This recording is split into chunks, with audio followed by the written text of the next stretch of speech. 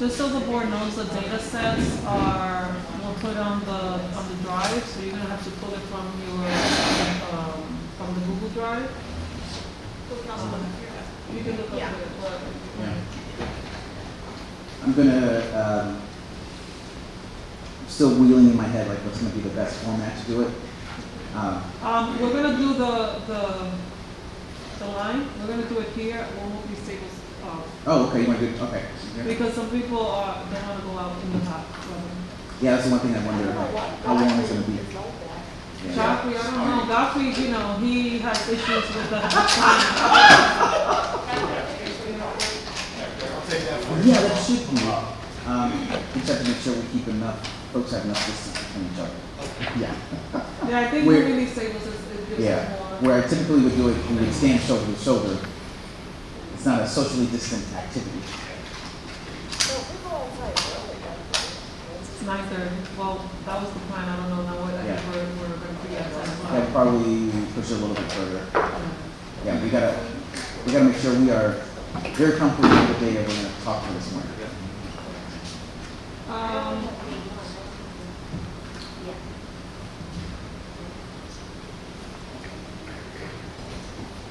Is she on? No.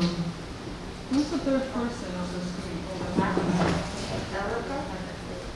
No, it's Erica. She's not on.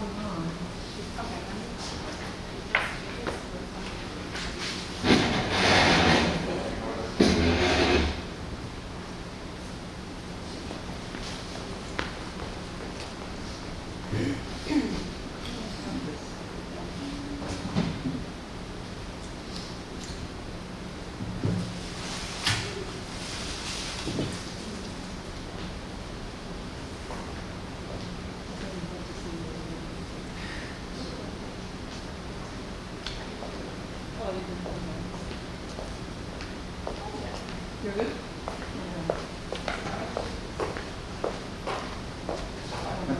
Heidi, how do you see it? Do you, I see nothing without my glasses, but with my glasses, magic I can see it. you magic happens? I think it needs a little bit of focusing for some Yeah. reason, Yeah, a okay. little bit, something Because I think about that, it. yeah, because you all have it in this format, I wanna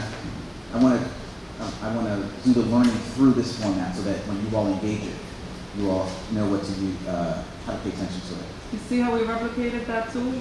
I love it. Kudos to Paula and her team. It's such a great format. Makes it really user friendly. Right. Let me see if I can focus. Grace only is better than grace and it's clear.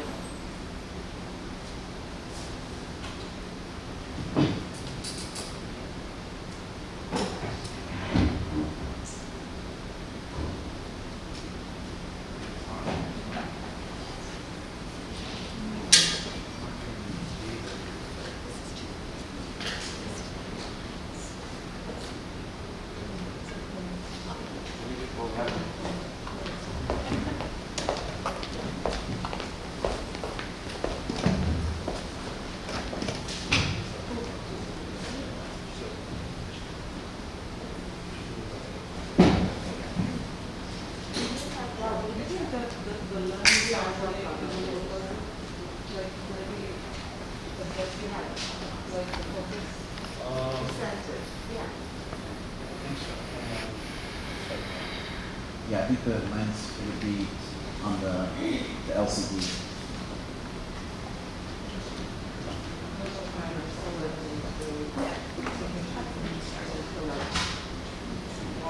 Yeah, it looks, I mean, it's, with text like that it's fine, but when you Are get we to ready, Rob? With the, look at the numbers,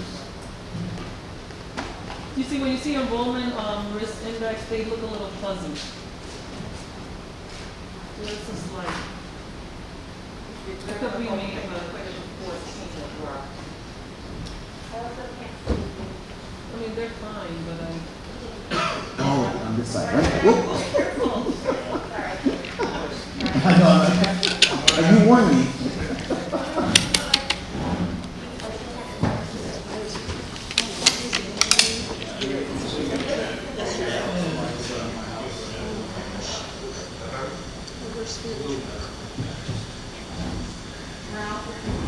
14 or 16 times, it becomes very clear.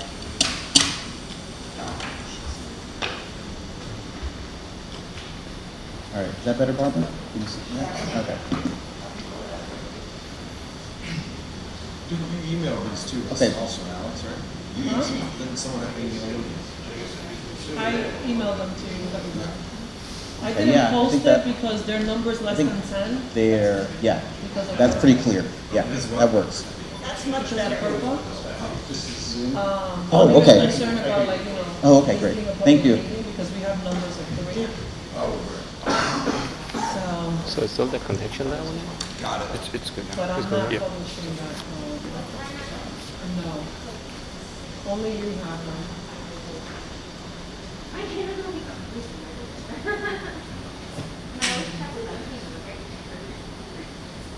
She's Oh, not. we're ready? Yeah. Awesome. We're ready? Yeah. Yeah, I think we're, Evan, are we good? Yep. Okay. Good. All right. Good morning, everyone. I'd like to call this meeting to order for this morning, July 25th, 2020, Saturday, and the time is approximately 8:38 a.m. I'm going to switch this over to Dr. Estrella.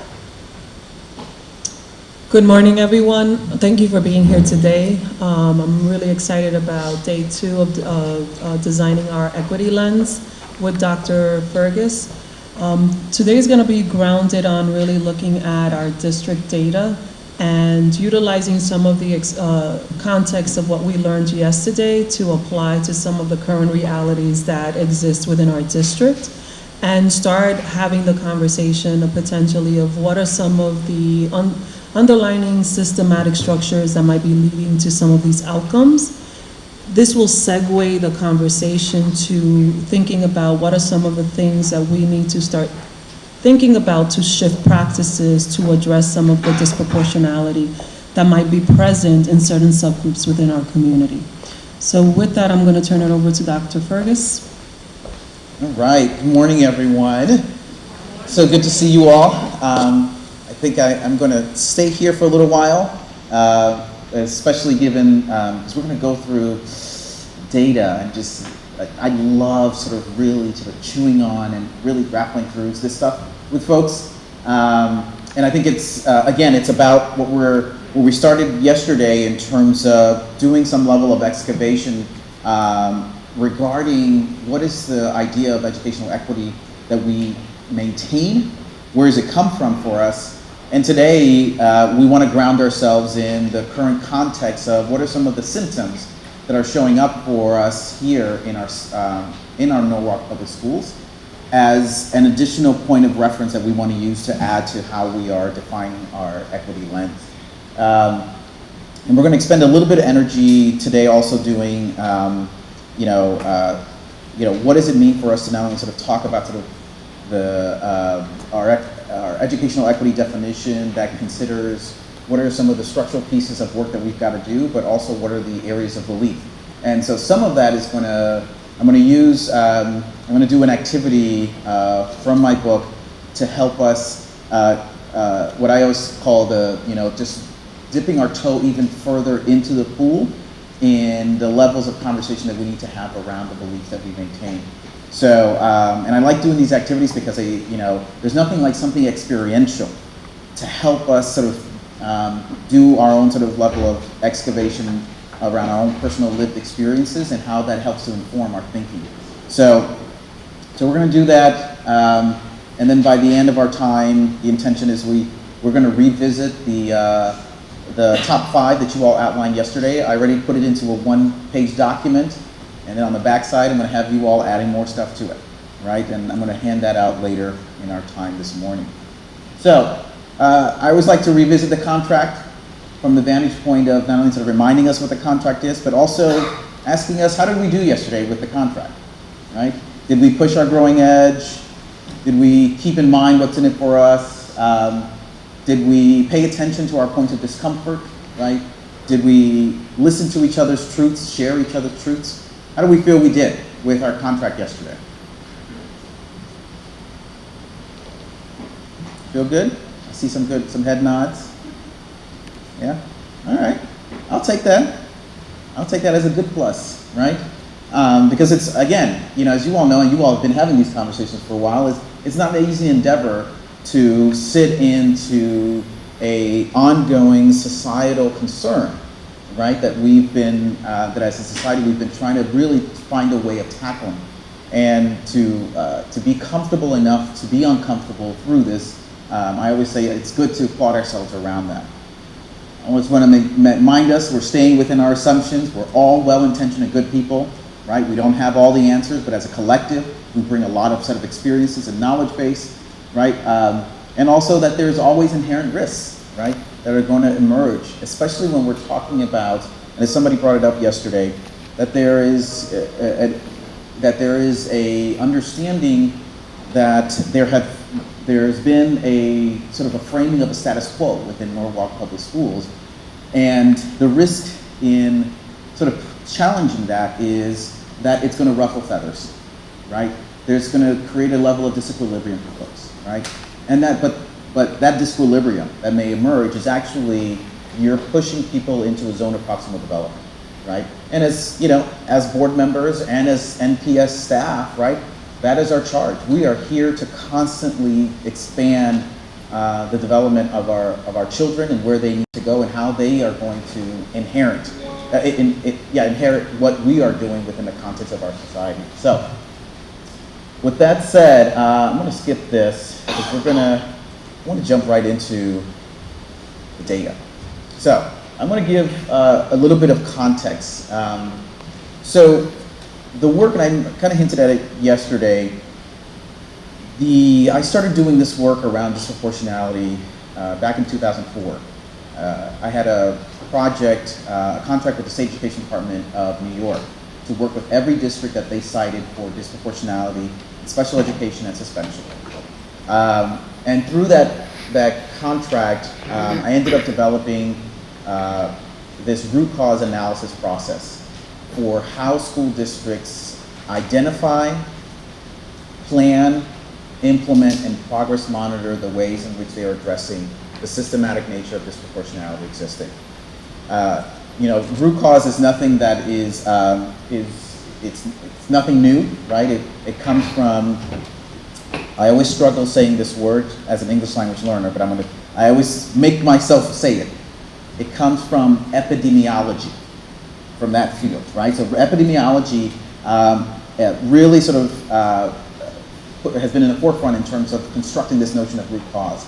And so within education, we have been utilizing it as a process for us to identify what's the magnitude, the nature of the frequency, the timing, the location to which particular patterns of outcomes have emerged from. And I spent since 2004 to now really sort of implementing that sort of root cause analysis process as a means to do several things. One is to not only sort of meet the criteria that every state education department now has as a regulatory criteria for school districts to make equity plans, they have to do a root cause analysis. But two is also, I use root cause analysis as a way in which school districts get to own their understanding of the problem, right? I'm always very mindful of, I don't do a root cause analysis to a school district, I do it with them. So, so what that looks like is and we're gonna start from here, is the data analysis, the disparity formulas that are being used. I don't necessarily do them anymore. I used to do it for school districts all the time. They'd give me their data sets, I would crunch it, I generate these reports back to them. But I realized that there was no ownership around that data. I get a lot of where'd you get that data, right? How did you interpret that? Maybe you messed it up, right? Where I would always say, I'm like, I don't have the energy to really make data up, right?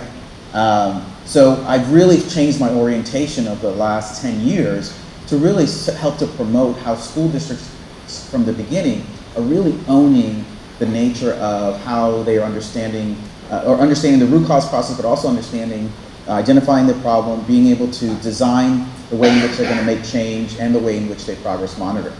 Because I'm always very mindful of that I leave, right? At most, I stay with a school district for like 2 to 3 years, but I leave.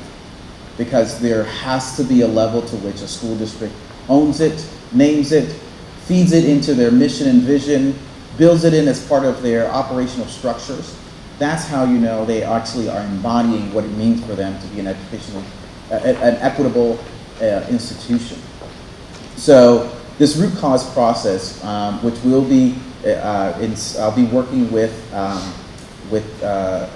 Alex and her team throughout the year in terms of building their comfort level in terms of doing that, right?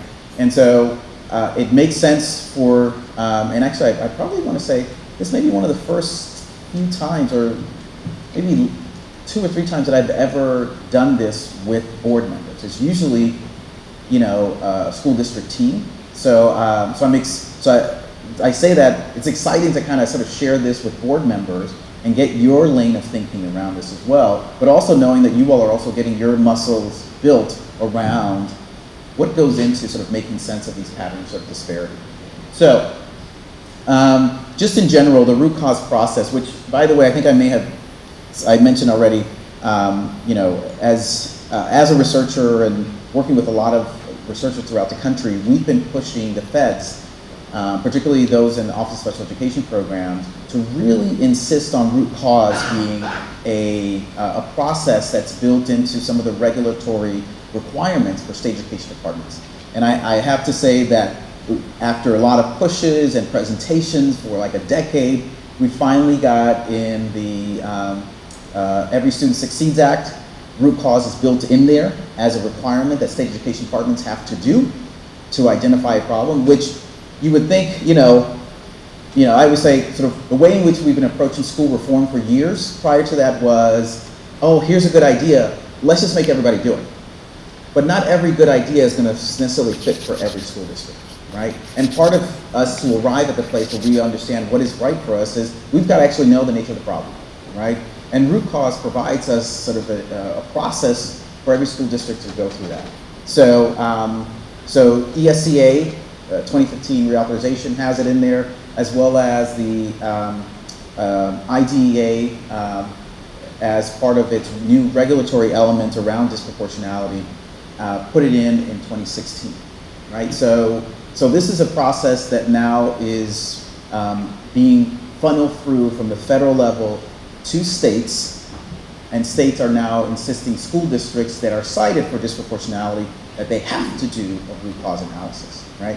So with that said, the root cause process is, in general, it has these different features, which is we've got to develop a buy-in team, we've got to identify the problem through our data analysis, we've got to collect what I call process data, meaning what are the set of practices that are implicated in these patterns of data, dig into understanding how those practices actually get implemented. You know, there's always there's how we imagine a practice, and then there's how we do it, right? And that's what we want to sort of make sure that we are clear in understanding through this collecting of process data, being able to connect the process data with our identified problem, and then starting to identify where are the discrete lanes of practice that we actually have to make changes around. And it's amazing, as I work with school districts all the time, that where they thought, as they see a symptom, you know, meaning an outcome, and then when they look closely at their processes, they realize, wow, it's really because these 3 or 4 practices, we have just not been doing them well, right? So it's not this sort of behemoth issue where it's like, oh my goodness, we got to throw everything out. It's like, no, actually we don't. It's just we haven't been doing these parts of it effectively, right? And it comes down to simple things like the ways in which we have been using a referral form, a behavioral referral form, or an academic referral form. You know, one of the exercises I have school districts do at times is I have them bring in their academic referral forms for each school building, right? And what's interesting is that I'll have a district, you know, school administrators bring in their referral forms, and you know, you could have a district with 15 schools, and at times I'll find 15 different forms, right? All well-intentioned and good people who were doing their best, but it is the set of process gaps that exist between how is it that we have a school district where we can have so many differential types of forms, what are the implications for that and other set of practices feeding these patterns of disparity? And that's part of what we do in this root cause analysis so that we arrive at a discrete understanding of what are those gaps and fixing those gaps, right?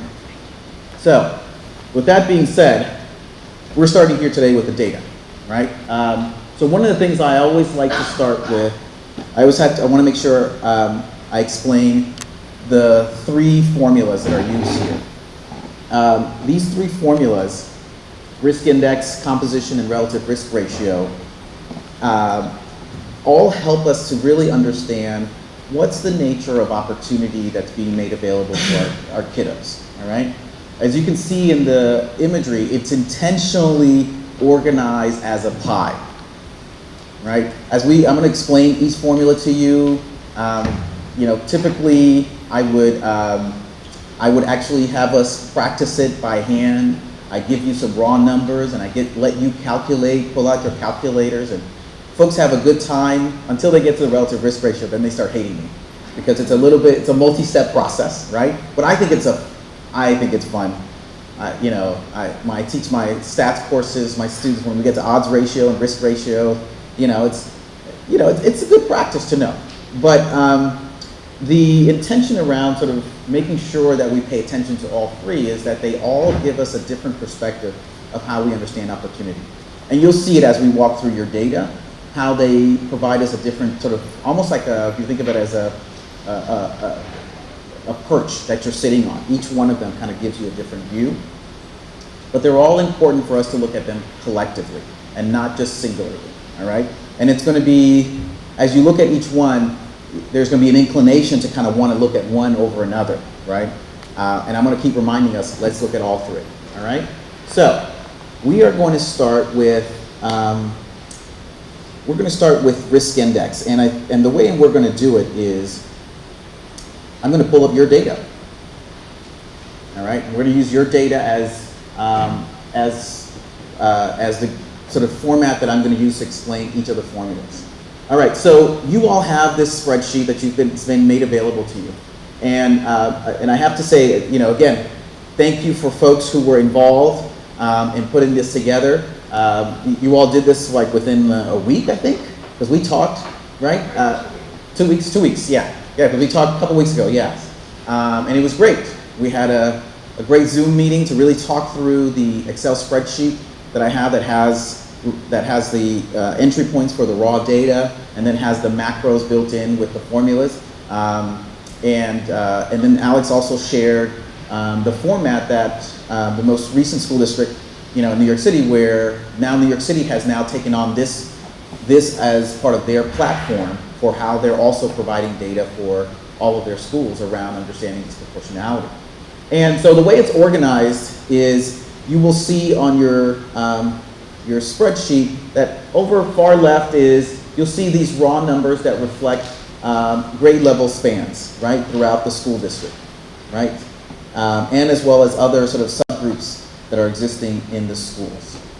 We're going to talk about 3 areas of opportunity: discipline, special education, and gifted AP and honors. Okay, those are going to be the 3 areas of opportunity that we're going to explore together in looking at it from the point of view of data. On the far left, this grayish zone here, or these gray columns, reflect your overall enrollment as a school district, right? And if I remember correctly, you're a little over 11,000. Yes, right? Good. Always trying to remember numbers. Is this October 1? This data is based on the last, say it again? The state filing, The state filing. October 1. Yes, I am. No, I know, June 30th. June 30th. Oh, yeah, June 30th,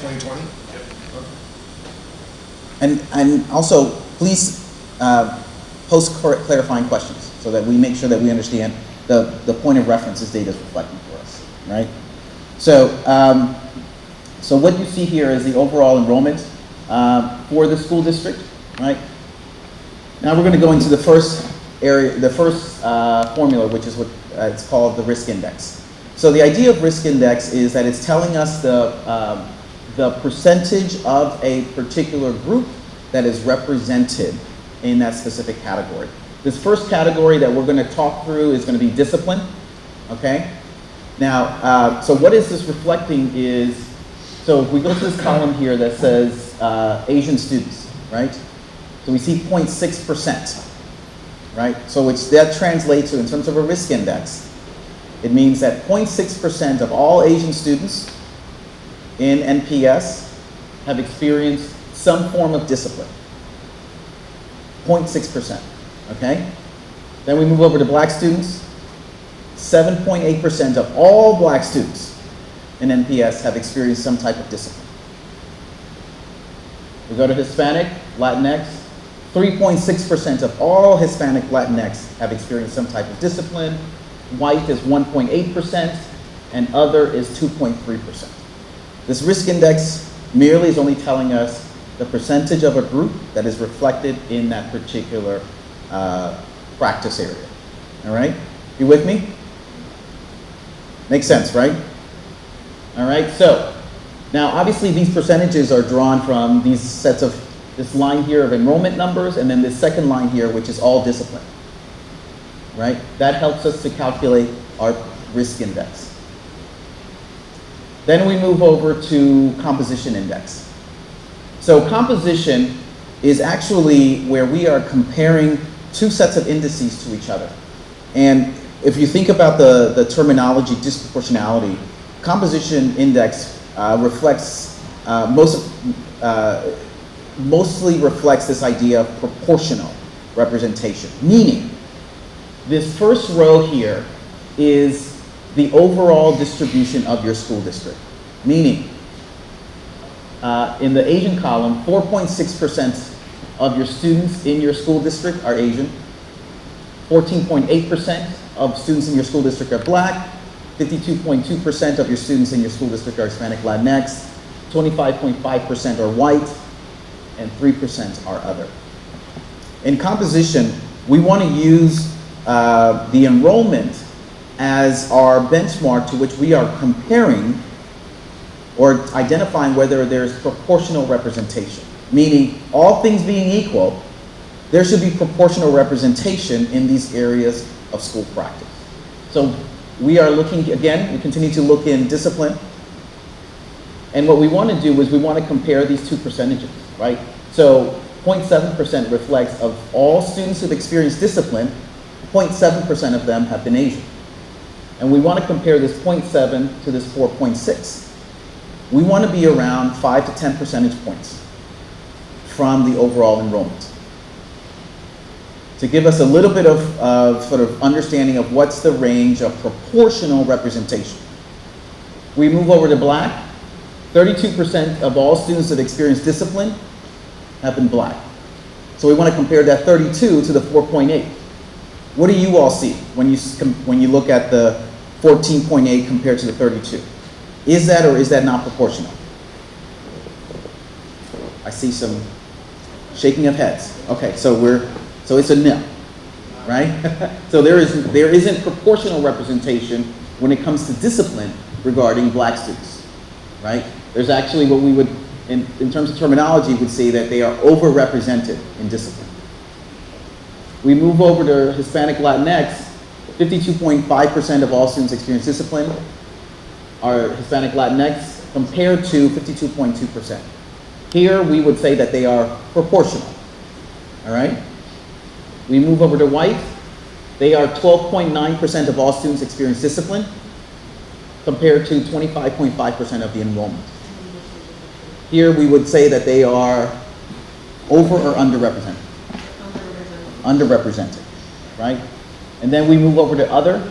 They're 1.9% of all students experience discipline, compared to 3%, right? They're within that range. You with me so far around composition, right? So as you see, if we go through each one is unraveling a little bit of the onion around understanding sort of what's the pattern of proportional representation that's existing. Then we move over to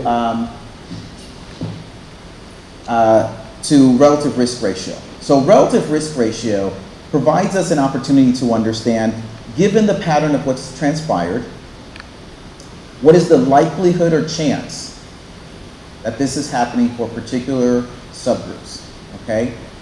1.0 is equal risk. Anything below 1.0 is a lowered risk. Anything above 1.0 is an elevated risk, all right? So we'll start first with our Asian student population here, 0.15, right? So that is below the 1.0. So the way in which we would say it is obviously, you know, Asian students are, we wouldn't describe it as the 0.15, we would actually describe it as the, a way in which to describe it is that, two ways. One is that they are 0.85 less likely compared to all other peers to experience discipline. Or you can speak of it through percentages. Asian students are 85% less likely compared to all other students to experience discipline. All right? Does that make sense how I got to the 8.5? 8.5. 0.85? Yeah? Okay. We move over to black. 2.70. So there's a couple of ways in which we can language that. First, they are above 1.0. So black students have an elevated risk, right? Or elevated likelihood. And it's way above the 1.0. So we can either say it a couple of ways. We can language it as they are 2.7 times more likely compared to all other students to experience discipline. Or another way in which we can language it, similar to in terms of using the percentage, we can say that they are 170% more likely than all other students to experience discipline, right? So, in case you're wondering, the 170, why is it 170, not 270? Because the 1.0 is already our standing place. So we're looking at how much more did we add? And we added 170% likelihood, all right? You with me with that one? Yeah? All right.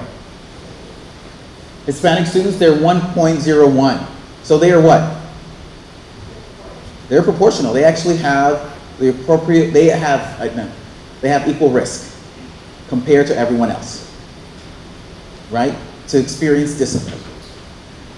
White students are 0.44, right? Anybody want to take a stab at how we would language 0.44? Yes. Underrepresented. They're underrepresented, exactly, right? How would we say it in percentages? 66%. Okay, sorry, 56%. 56%. They're 56% less likely compared to all others to experience discipline. And then other is 0.63. So they are 37% less likely compared to all others to experience discipline. All right? You with me so far? All right? A couple of caveats I always want to make sure that folks are paying attention to. One is, if you notice as I was languaging the relative risk ratio, I always said in comparison to all other students, right? It is important that when we talk about each subgroup regarding relative risk ratio, it is a comparison to all others.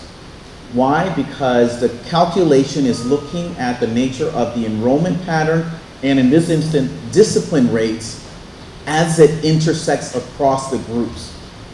Meaning, talking about it from a practice point of view, who ends up on the radar for discipline issues also impacts who doesn't end up on the radar for discipline issues, right?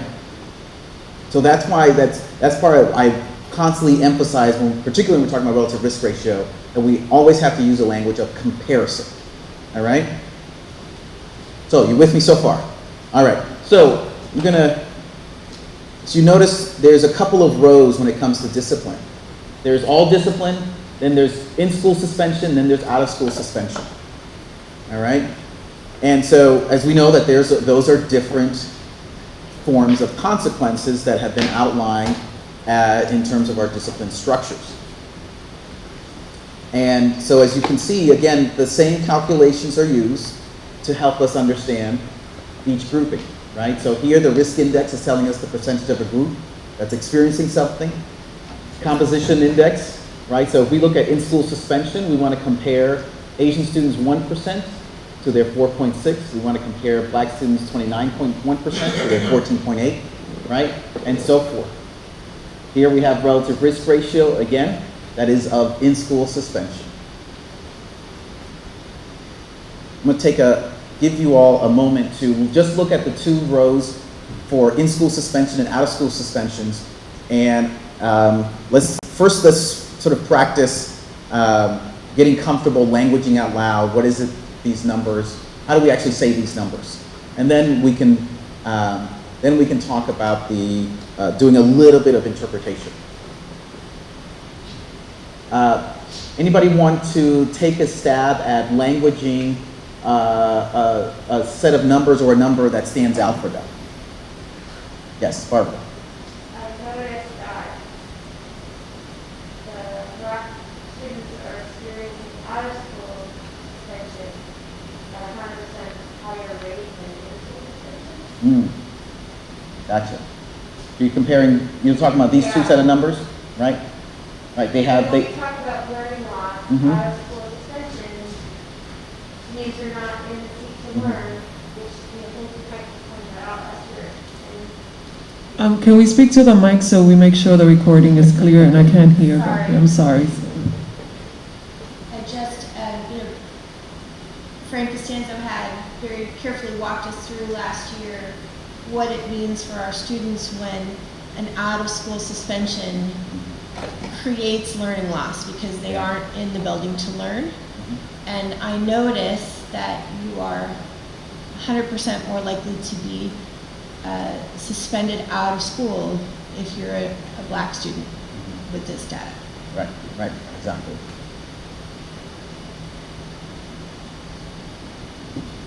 So you're right that we have to, one, pay attention to the learning loss that's happening with both types of consequences, and as well as the nature to which there is a higher pattern of risk that lives within out of school in comparison to in school, but still holding on to both involve a learning loss. I have a question. Paula, did you also run the numbers for 18-19? Because I know that Frank made a huge effort to transition, so I'd be curious to know what progress we made with the beginning of the restorative justice practices, and so we can thank the staff for that as we push forward for more progress. Right. I think that's a data set that we can look at in the future. It was a big lift to get to this point. So it's something definitely that we can look at. One of the things that I want to point out to the board as we continue immersing in the conversation in terms of looking at out-of-school suspensions, it would be really interesting to look at the correlation with those numbers and also achievement rates for our Black students and where there might be a trend or correlation around that. Something to pay attention to as we continue immersing in the conversation. Yeah, exactly. Especially the idea of, this just indicates for us there's a differential that's existing across different groups in terms of how they're experiencing these different sets of outcomes, consequences. And so the question becomes, and I've worked with school districts that have been really intrigued by that, where they've counted up how many lost days or hours our kids, does this actually reflect, right? So that we understand the magnitude, right? And connecting those days lost in relation to achievement patterns, right? Because we only have so many days that we actually have kiddos sitting in front of us.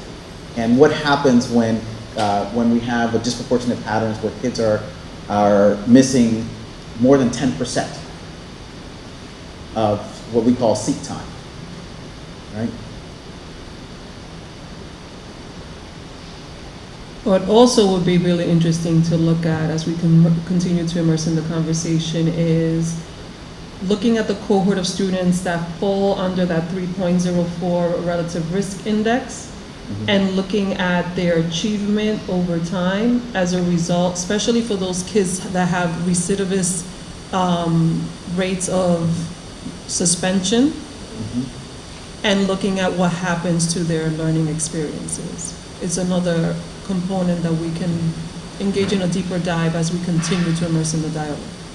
Right, exactly. You know, it's the, what are we really getting out of a kid who's getting, 4, 5, 6, 7, 8 out of school or in school suspensions, right? At some point, we have to reimagine the idea that that particular consequence is not providing a behavior modification, right? And in some level, may not necessarily aspire to the type of consequence that we think it does, it should acquire for the child, right? Can I just add on to that? Yes.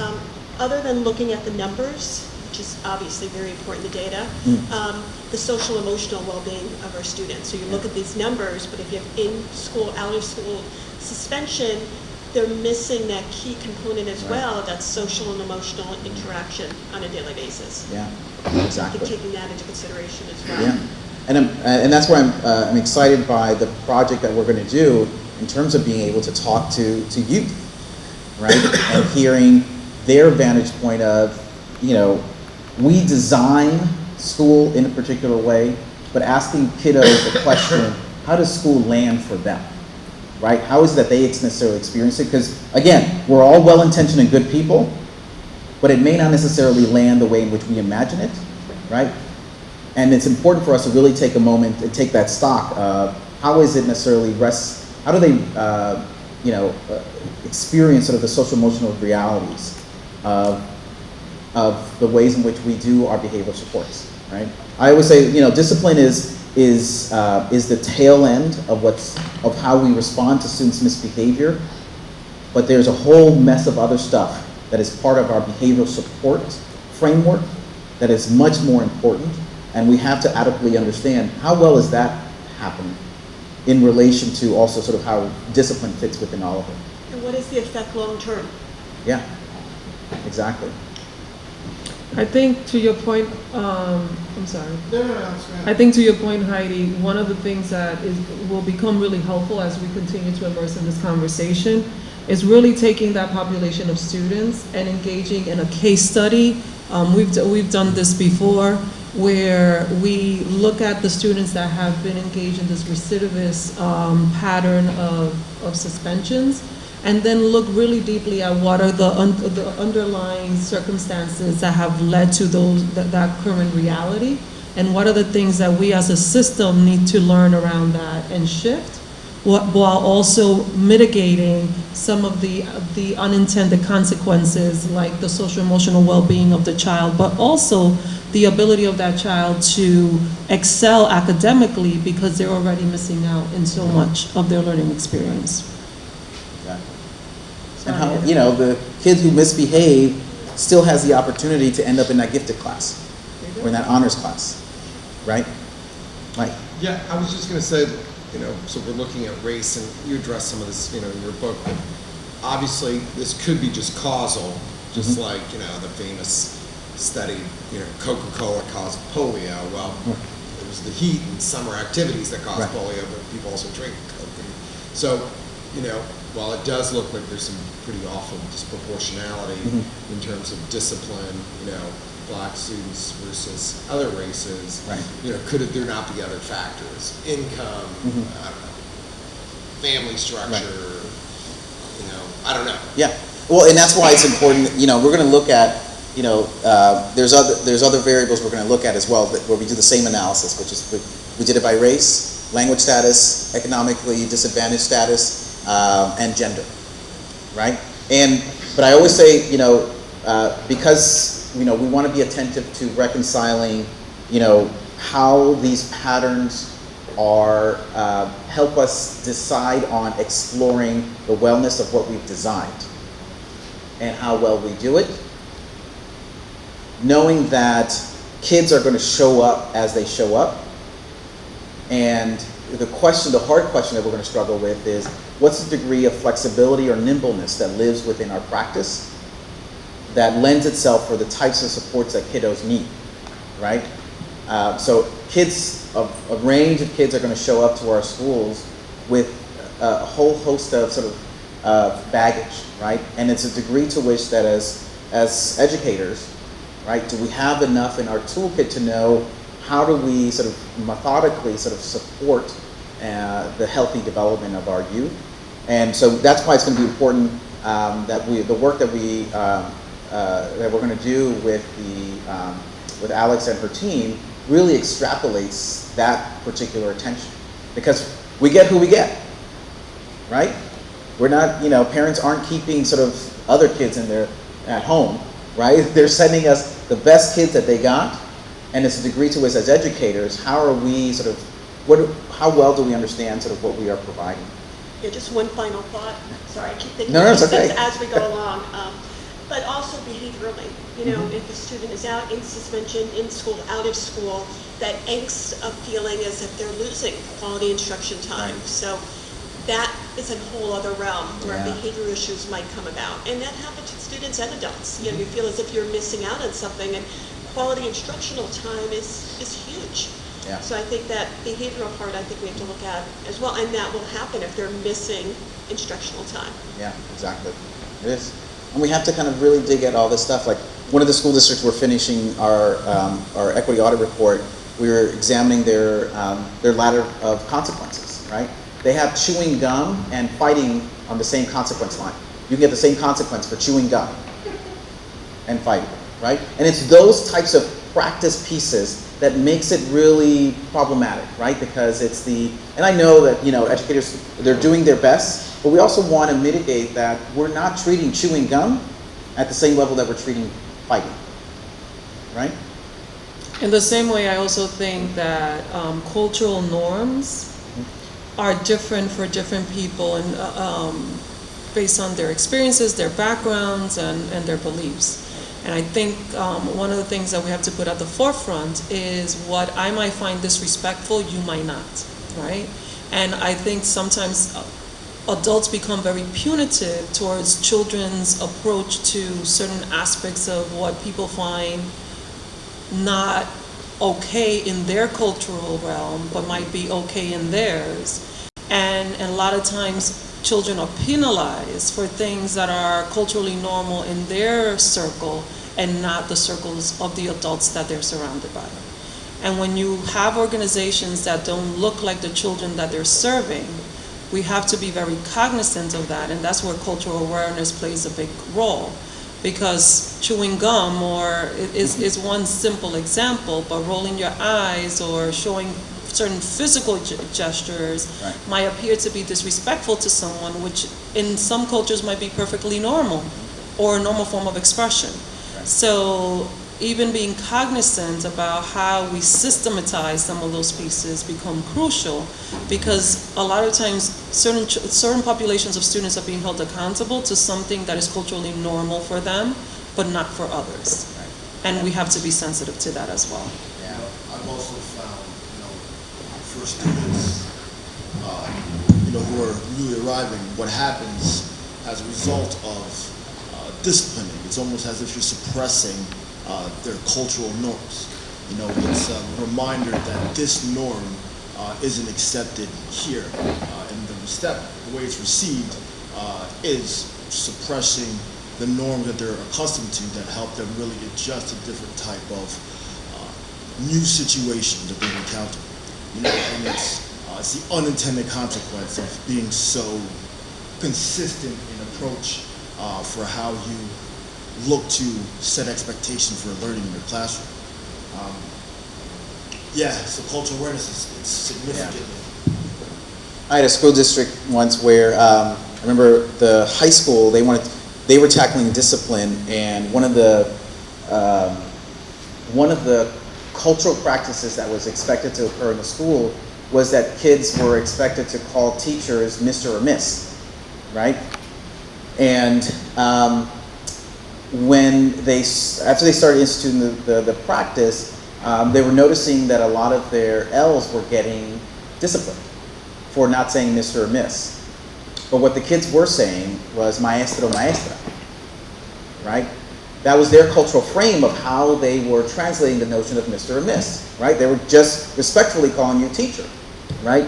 And from a context from which they may have been coming from, that was the height of respect. But the angst that ended up showing up with the the behavioral intervention team, right, of that school. They really struggled with, well, why can't they just say Mr. or Miss? And it was, but they are saying it. It's just looking different for you, right? Because you're working from your sort of particularized paradigm of what you expect it to look like, feel like, taste like. And they're still adhering to that, but they're also utilizing their own cultural funds of knowledge to do the exact same thing in a language that for them, in a cultural frame of reference, that is demonstrating the same level of respect. And so there ends up being sort of this, you know, particularly when we're talking about sort of behavioral intervention supports, that there's, and the ways in which we interpret behaviors, that it's so mired in sort of these cultural sort of notions that we carry, that until we deliberately unpack them, right, how we understand disrespect, disobedience, right, that we are susceptible to bringing our own baggage of how we kind of make sense of those sets of behaviors that kids demonstrate, right? All right, so let's go into, so there's my, oh, there we go. Let's stay with discipline. So now that we've done it by race, let's look at it by gender.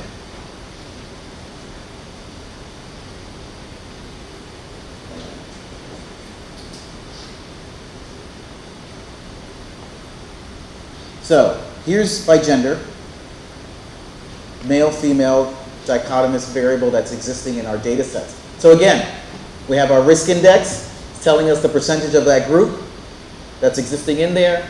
We have our composition, where we are comparing, right? So the district is 48% female, 52% male, right? We are comparing 35% of students experiencing suspensions or some type of discipline are female compared to 48%. So here we can see that there is an underrepresentation of female students experiencing suspensions or discipline.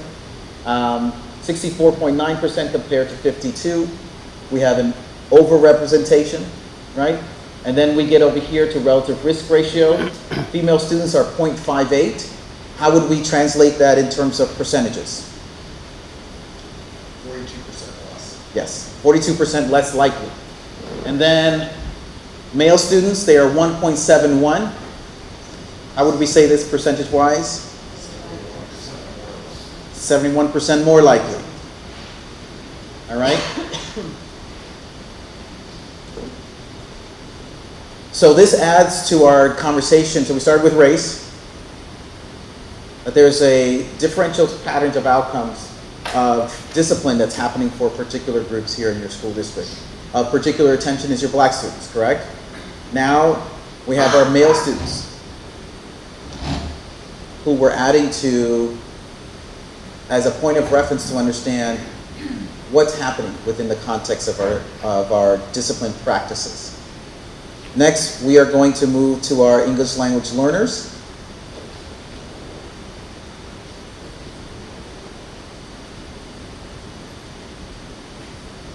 Our L student population, they're 18.2% of the school district.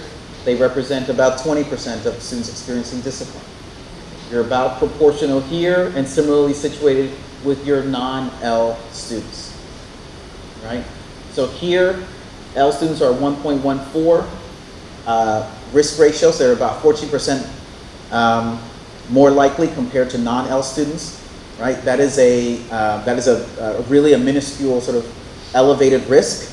We really start paying close attention to these risks, these elevated risks, when we're around 0.25, right? When we're seeing sort of where we start, it should raise some concern that we need to look a little bit more closely. So when we look at L's as an overall population, specifically, we're not necessarily seeing in terms of overall discipline as a particularized issue until we get in terms of talking about in-school suspension. There's a slightly elevated pattern here.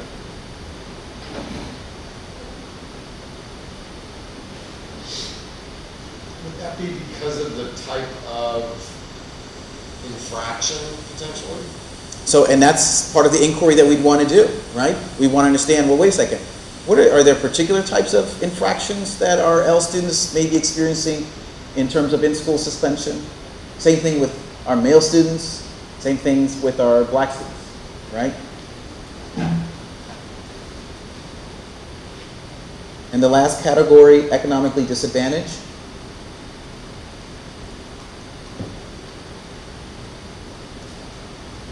This time, this is where I start turning over the knowledge base, see what stands out for you all, and I want you all to translate or convey sort of the data in the terminology we've been practicing. What are some of the data points that stand out? 2.4 is really high. Yes. But is that because it's chicken or egg? Is Right. that because they might be different ethnic groups, or is it income? Right. Right. So Or that, income groups, are certain ethnic groups overrepresented in disadvantage? Well, and Exactly. The out-of-school suspension rate is so, the relative risk ratio is right. It's particularly elevated, right? In terms of this practice, right? So that should raise questions about this practice in relation to this particular category and all the subgroups that may live within there, right?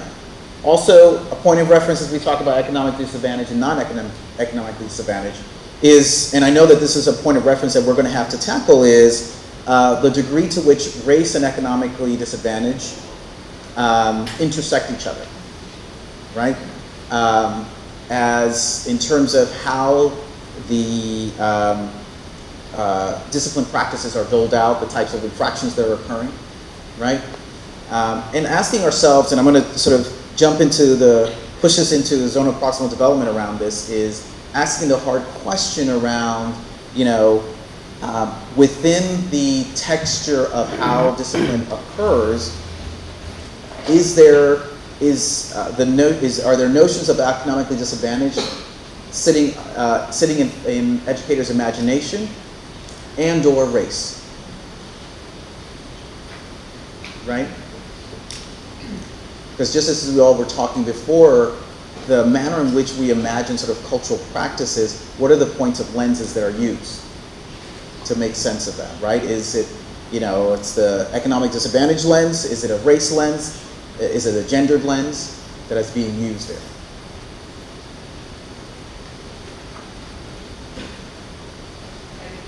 Yes. And the beauty of the tools that we have will allow us to deeper dive into this so that you can start by looking at economically disadvantaged versus not, but then breaking that down within by race, by gender, so the ability to go multiple levels down to start to see where the intersectionality is, it exists.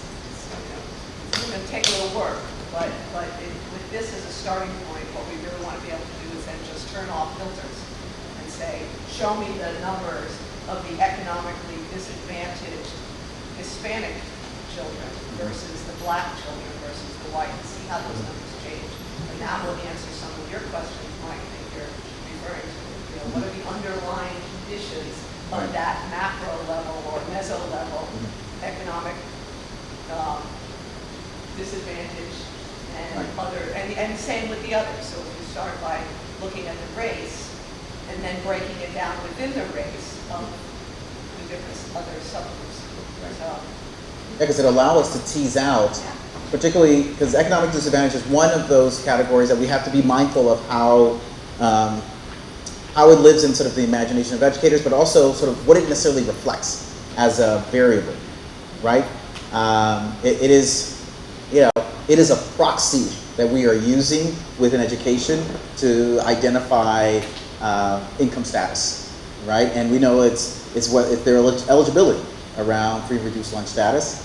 And so I appreciate Paula's point is, right, it's the being able to look at economically disadvantaged by different subgroups allows us to know, answer the question, what's the nature to which that category is, sort of supersedes sort of this disproportionate pattern, right? Because all things being equal, then it should equally occur to white students who are economically disadvantaged should have these high patterns as well, nicely compared to Black students, Hispanic students, and so forth, right? To really tease out that, yes, Barbara. When you take this work to the buildings, you're going to tease this out by school, by classroom? Yeah, that's definitely something that's very doable, point of reference at the building level. I never get down to classroom level. That's a whole other arena of, we don't want to touch that, right? And part of it is because I'm very mindful that the ecology of how discipline happens is a matter of the totality of the school, not just at a classroom level. So what may occur within the context of the classroom also is happening as a result of what permission has been given in the total ecology of the school, right? One teacher, having a particular habit of sending kids out is an issue to contend with that particular staff member. But we also have to ask the hard question around what's given permission for that to continuously be the practice that's allowed in the school building. Alex, I think you were going to ask.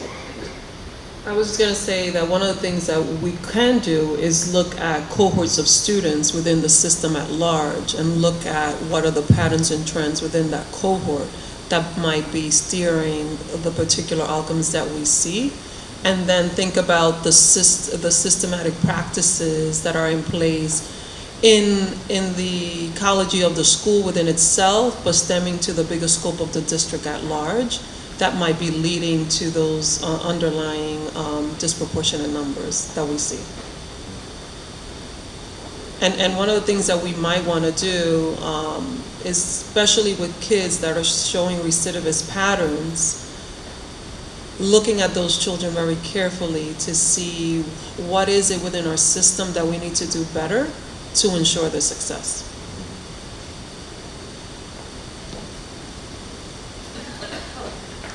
So this is our discipline. So we've got inklings around some stuff around discipline. Now we're going to switch over to special education. So with special education, again, the same formulas. Special education, you'll see in the rows, you'll have, again, total enrollment row here. This is your first one. Then you'll have your overall students' disabilities, so all students with all disability categories are included in this row. Then we have all of the set of identification categories, right? We actually, and I appreciate the dialogue having with the data team around this. From a federal point of view, the Office of Special Education Programs around the regulatory requirements around disproportionality is that there are 4 particular categories that are of particular concern from the federal level that they require states to pay particular attention to. And those 4 are these top 4 that are here. Emotional disturbance, learning disability, speech language impairment, and other health impairments, all right? They are of particular concern because of the high incidence patterns that they occur across the country, also the nature of subjectivity that lives within those categories, right? And also the nature of high incidence within particular subgroups, right? So that's why at the federal level, there's such close attention with state education departments, with school districts to pay attention to those 4. In the leading up to this and meeting with the data team was great is that they shared that there are other set of categories that they have also noticed over the years have grown in prominence. I'll say that, frame it that way, right? That has become sort of categories that are showing up more often, right? For a variety of reasons. And so we included those categories as well, for us to kind of dig into, because I think there are particular patterns. Because of those 4 that may be of highest incidence, the other ones that you all also carry also demonstrate some unique patterns within your school district. So, but we'll start with the first 4, right? Well, first we'll start with this first row. We got our risk index, right? 7% of all your Asian students have an IEP. Nearly 21% of all your Black students have an IEP. About 15.6% of your Hispanic Latinx have IEPs, 11.8% of your white students, and 15.7% of students identified as other have an IEP. Just so you know, sort of nationally, right, there's the IDA data folks at Westat, right? Part of the national pattern that we typically see is around 12%, right? So here we're seeing with some groups that there are some elevated patterns of risk index within groups, right? So here this means that 1 in every 5 black students walking around in NPS has an IEP. That's a cause for concern, right? Because that's a pretty significant high rate, 15% with your Hispanic, Latinx, and also your other. Can I ask, what falls under other? What categories? Is that multiracial? Multiracial, American Indian, Okay. Pacific Islander. Okay, gotcha. All right. Then we go over to composition, right? Where again, we have our overall district percentages, and then we have our percentages by student disability status. Here we start seeing again our Asian students. There's a relative sort of proportional pattern. Black students have a slightly elevated proportional pattern. Hispanic students, similarly, a very small sort of pattern. White students have a slight under, and then other is similarly situated in terms of being proportional. So then we move over to overall relative risk ratio, where Asian students are 54% less likely, black students are 49% more likely, Hispanic students are slightly elevated but not even significantly elevated risk. White students are 27% more likely, or less likely, and other, again, minuscule risk. So when you look at it in totality, you're like, okay, there's some interesting patterns. But when we start digging into the particular categories, right, that's where we really start seeing some very particular nuances. And I'm going to try to hold this in a way that we can see it.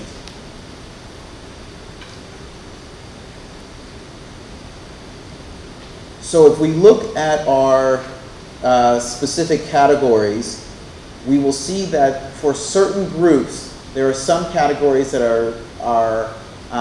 that they have a higher pattern of disproportionate patterns, right? So for black students, ED is the category where they're finding, ED and LD are one of the two categories that they're finding some elevated patterns. For our Hispanic students, it's in speech language, and yes, it was speech language. That's the one I remember seeing, yes. This 62%, and then this 1.51. I want to pause for a moment because I think Yvette and Paula had mentioned some other categories that you all have noted have been, have increased in prominence here in Norwalk that I wanted to give you all an opportunity to kind of sort of point to them for our board members. So, the past 3 years, the state has required the dyslexia as a subgroup of the LD. So if you look at the LD dyslexia, that really is part of the subgroup of LD, so you need to look at it together and then differently. It's interesting to me to know that in the past 3 years, which kids have been identified more as dyslexia within the broad band of LD. And I would suggest you need to look at that over 4 years, but there's subsets that can't be ignored together. The other is the state looks at the risk factor in Connecticut as a 2.0 that asks districts to do self-assessments. And in 2017-18, the ID group for black children, we were asked to do that risk analysis and why. And that ID group remains in this data elevated for kids who are black. And then the other really interesting factor over time is looking at the rise of kids who are diagnosed with autism and the decrease in the kids who are classified as ID, cognitively impaired, and there's a real, at some point, there's a real inverse correlation of the rise of autism and the decrease of ID. And when we looked at that, the kids that still maintain that ID label were older kids. So when we talk about what we can do about it, I can share that. Thank you. Thank you for sharing that. And those are, those are patterns that I hear often in terms of, one, it was great to hear that Connecticut in particular has pushed to the disaggregation of the dyslexia from LD, right? And you do see, you're right, white students have an elevated risk of identification with dyslexia. Yes? So this is something that I struggle with a lot because the research isn't, the research and the way that we're talking about folks with IEPs in general doesn't mesh. So the research is saying that 20%, 1 in 5 children, have dyslexia. But we're also saying that our federal IEP identification is about 12%. I heard closer to 15. It can't be both because, so do we have a threshold of how dyslexic you have to be in order to qualify for an IEP? Or are we under-identifying in that category? Or is the research wrong and there isn't 20%? So that's something that's frustrating to me, especially. I'm glad you teased that out, Yvette, because I think that dyslexia is an emerging area, and we are probably not identifying as early or as much as we should based on the specific dyslexia research. Right, exactly. So, so I would say that all is true in terms of what needs to be understood, and not every difference is a disability, right? Where you can have sort of these patterns to which kids are demonstrating levels of difference, learning differences, right? But does the learning difference rise to a level that necessitates an identification? Because it's not just the identification, but it's also the nature to which we are looking at the types of service supports that are necessary to provide the accommodations that are necessary for the child, right? And so all of that has to be sort of considered as to whether or not, because in some ways you could potentially have the two sets of ideas existing at the same time, where 1 in 5 kids have some form of dyslexia, but does the dyslexia rise to a level of difference that necessitates a level of support services that involve accommodations to support child being able to access, right, the curriculum and instruction, and have patterns to which 12 to 15% of special identification rates, right? I think like autism, dyslexia is a spectrum, to your point. What I find interesting when you look at the data and you look at learning disabled versus learning disabilities / dyslexia is kind of like the inverse effect in terms of the population impacted by that, the over-identification of a population impacted by that classification. Just makes me wonder if these classification or identifications are based on beliefs around certain subgroups versus the actual disability in itself, right? So that's just a wondering that I think that as a community we have to further investigate, because I find it very interesting how the populations, like in terms of the ratios between black children versus white, when you look at those two subgroups falling under the same category as learning disabled, have almost a reciprocal outcome. And I also wonder if it's awareness, right? So something for us to take a deeper dive. Right. Yvette. I think there's a two-pronged issue here. One is, as I've learned, I don't know, do they need to speak from a mic because I don't know if the recording is going to capture. Probably not. Do you mind, Yvette, for the time being, when you sit in Collins, seat, to speak, if you don't mind, so that we can hear what you're saying? Because I know that's gonna create, synergy. And to, as Yvette comes up, I want to, highlight, some of the colleagues who are special education researchers, as they sort of examine these set of patterns. One of the things a colleague who does research around these different categories talks, particularly done qualitative research around what happens in the child study team meetings, right? The texture of how they are arriving at the particular categories. And one particular colleague talks about the nature of sort of the boutique identifications, right? That are allowed for and promoted within some groups, right? While others not, right? So to Alex's point, right? So if we look at the LD row and then we look at the LD dyslexia row, we see two different sets of groups that are of elevated risk and lowered risk, right? Between those two, and I think it speaks to that tension of, is there something of particular that is of prominence amongst Black students in terms of learning disability? And is there something of particular prominence for white students in terms of dyslexia, right? Are there other set of issues that are sort of feeding into sort of how we're seeing this particular sort of inverse pattern? Yvette. Three factors that I wanted to point out. I think it's important for us to look. Can you at- speak into the mic? Because it sounds, I'm sorry, just want to make sure that.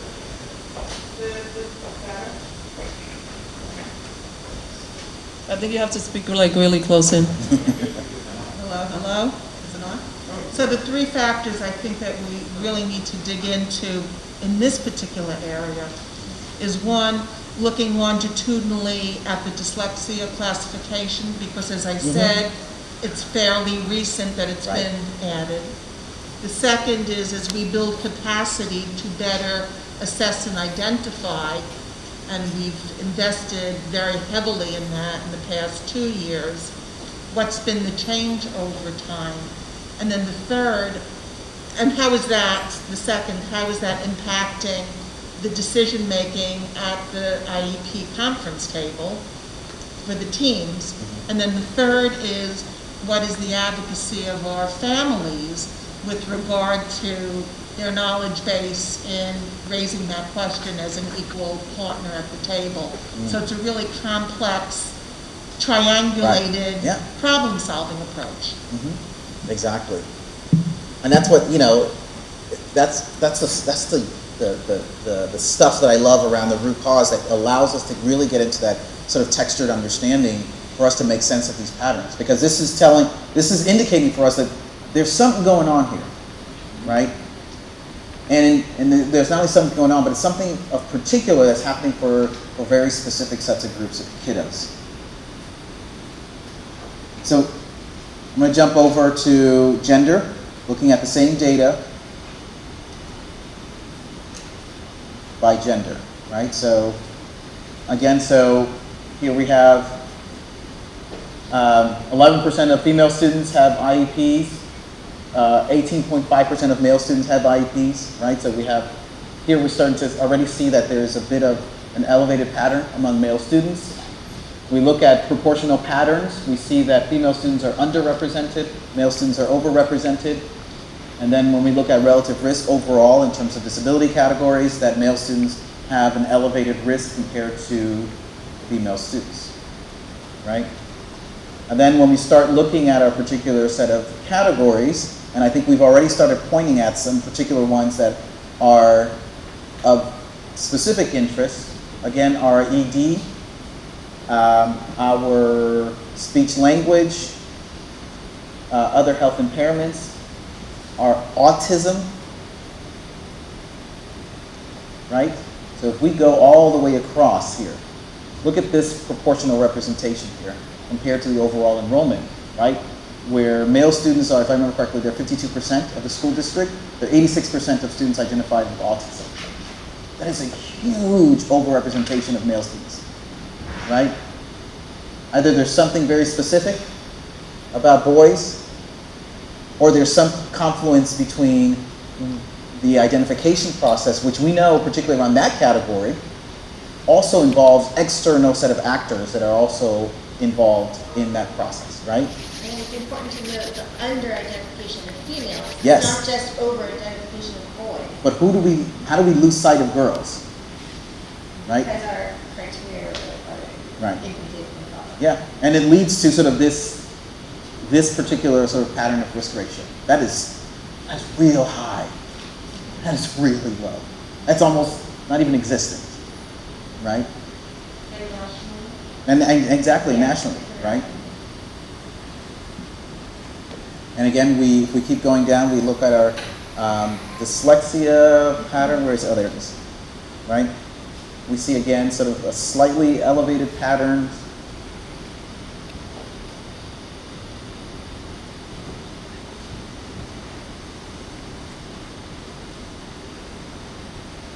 So that's gender. L status.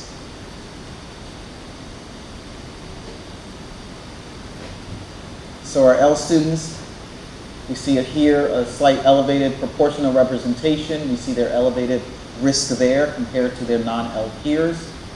Again, the categories of particular curiosity for our L students are LD and speech language impairment. And one of the things I think we have to pay careful attention, especially around speech and language, is sometimes children that either because of pedagogical processes that are embedded in the system might not acquire language at the rate that the system might expect them to, and as a result get diagnosed for a speech developmental disability that might not really be there. It's really just in a language acquisition delay more than anything. It would be interesting to see how much of that elevated risk index is associated with kids being diagnosed for a disability that's really a language developmental processing. Right.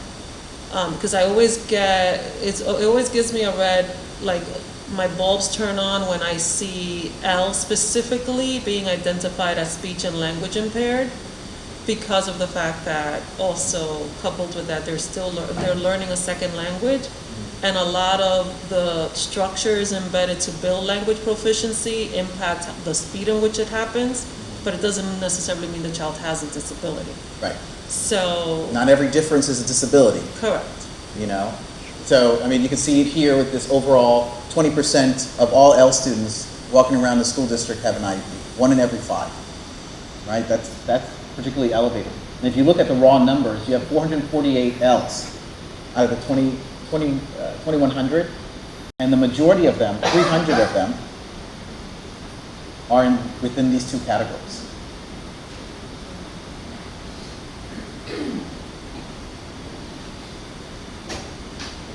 Next, we're going to go to economically disadvantaged as our last category around special education. Again, we see our slightly elevated pattern here in looking at proportional representation. Underrepresented pattern here, slightly elevated, lowered risk. And then again, when we look at our categories of particular interest,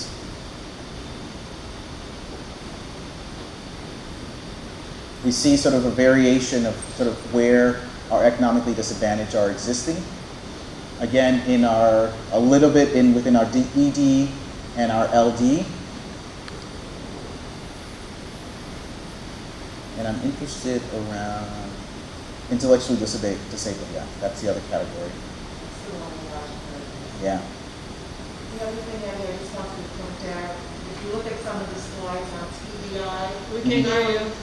If you look at some of the slides on traumatic brain injury, not on this one, but on the race, and it's off the charts, but if you look at the total N, it's only 3 kids. Right. So there were 2 of the 3 kids, so it made a risk factor of 11, 11 times, but you have to look at the total N. Yeah. And and thank you for mentioning that. That's one of the things that is the precautionary tale around these sets of analyses and the feds have put into as part of regulatory practice that states have to do, that there has to be a particular N size and cell size that has to be existent in order for these particular, especially around risk ratios, for it to carry weight, right? So, now the last category of practice that we are going to look at is enrollment in gifted AP and honors. And then we're going to take a break, all right?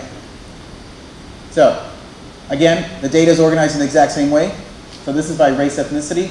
The rows that you have is total enrollment, right, in terms of total number of kids who are enrolled in some type of advanced programming across the district.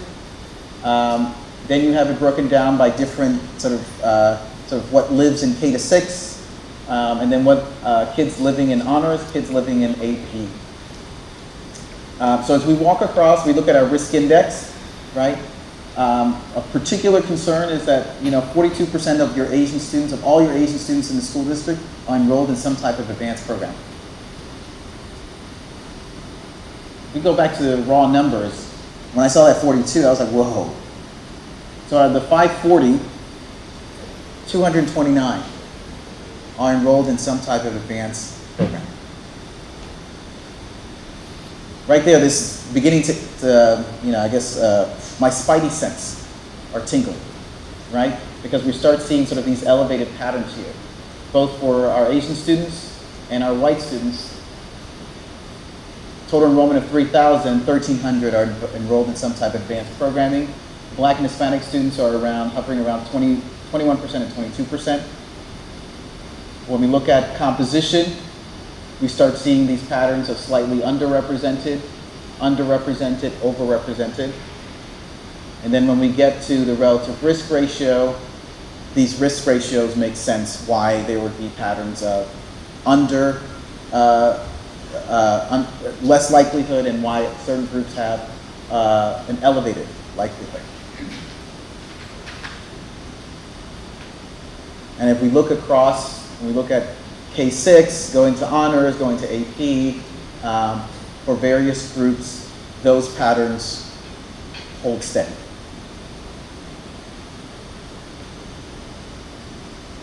So that's race. We jump to gender.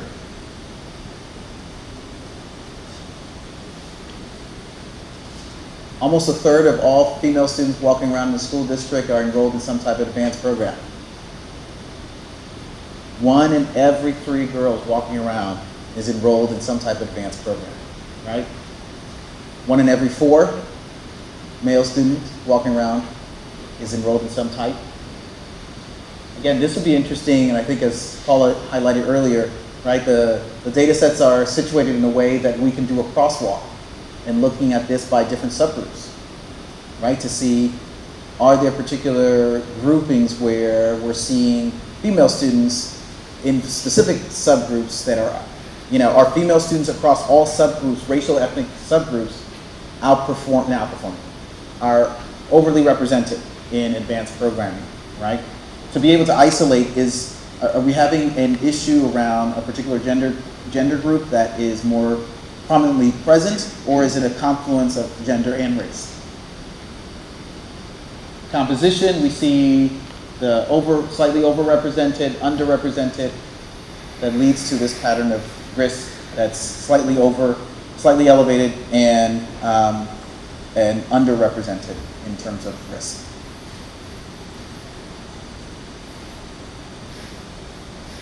That's our gender. I'm going to do our L's.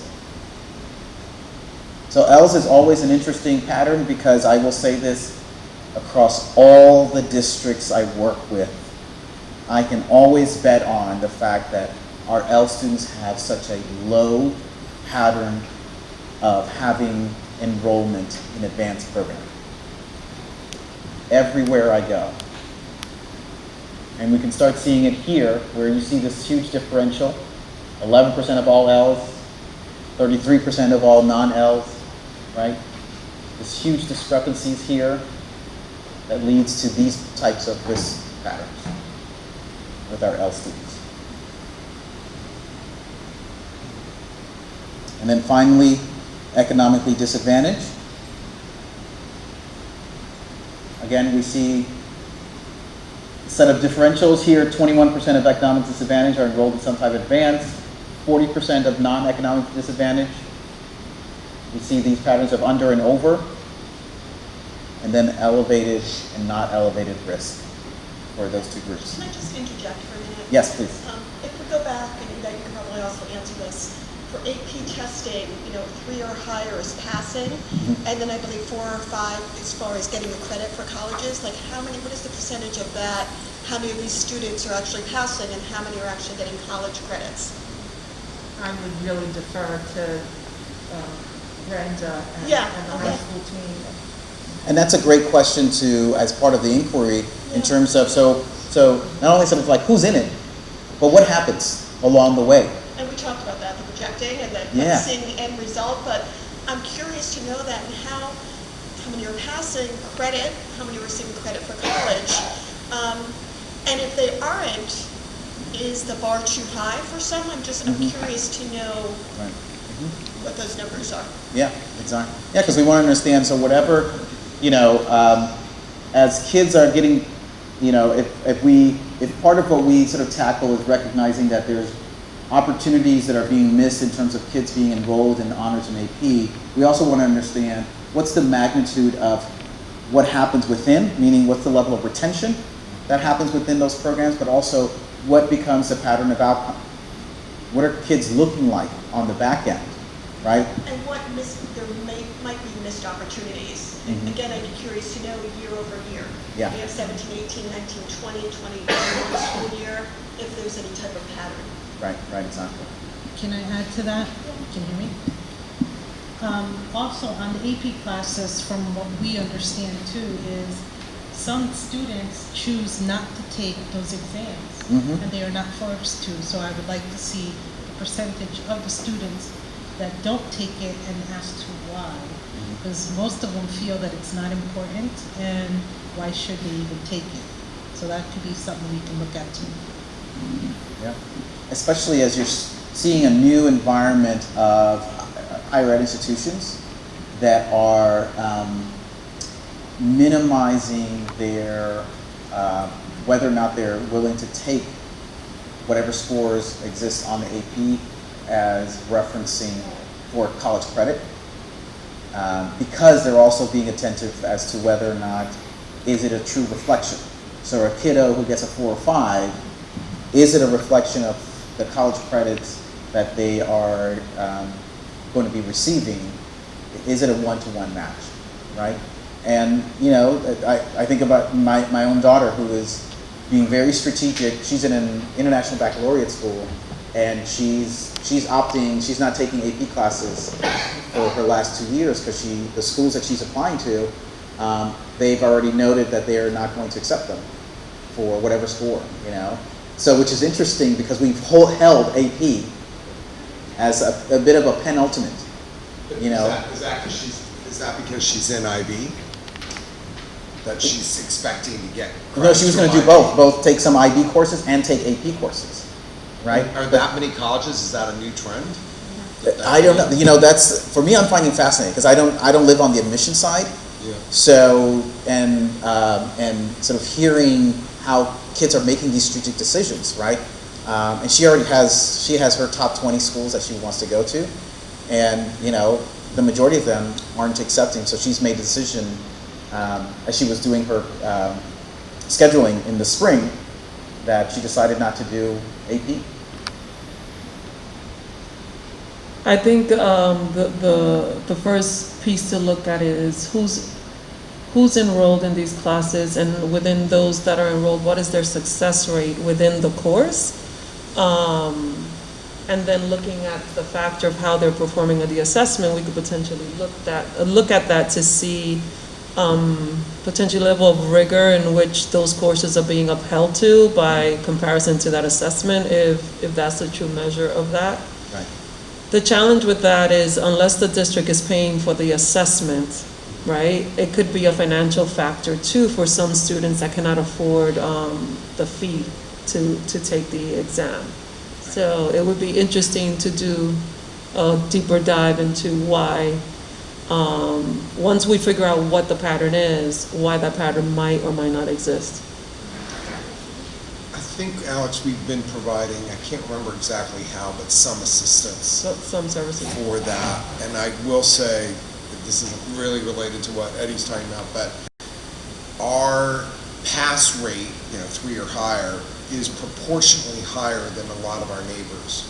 We don't have as many kids taking APs, but those that do better than, I know there was some study, I don't know who did it, if it was Diane or who did it, but I think Bruce did it. Bruce asked for it for the curriculum committee about 2 compared years to, ago. I remember compared to Wilton, it was like, it was The really. sharpest contrast was actually with Danbury, because they have a lot of people taking the classes, but they're not having good scores on the exam. And so the consensus was that we were doing well on the exam, but that perhaps we could open up access. But I also think that there is this predominant belief now that the AP is skewed and not quite as valid, and IB is a better sort of pedigree. Individual. And also, if you look at the whole child, so if you have a student that's, 3.8, 3.9, 4.0, whatever it is, taking these AP classes, taking the test, and not getting a 3 or higher, maybe even getting a 2, and looking at that data as well. I mean, is there consistency there? Is there a pattern there? Is that actually happening?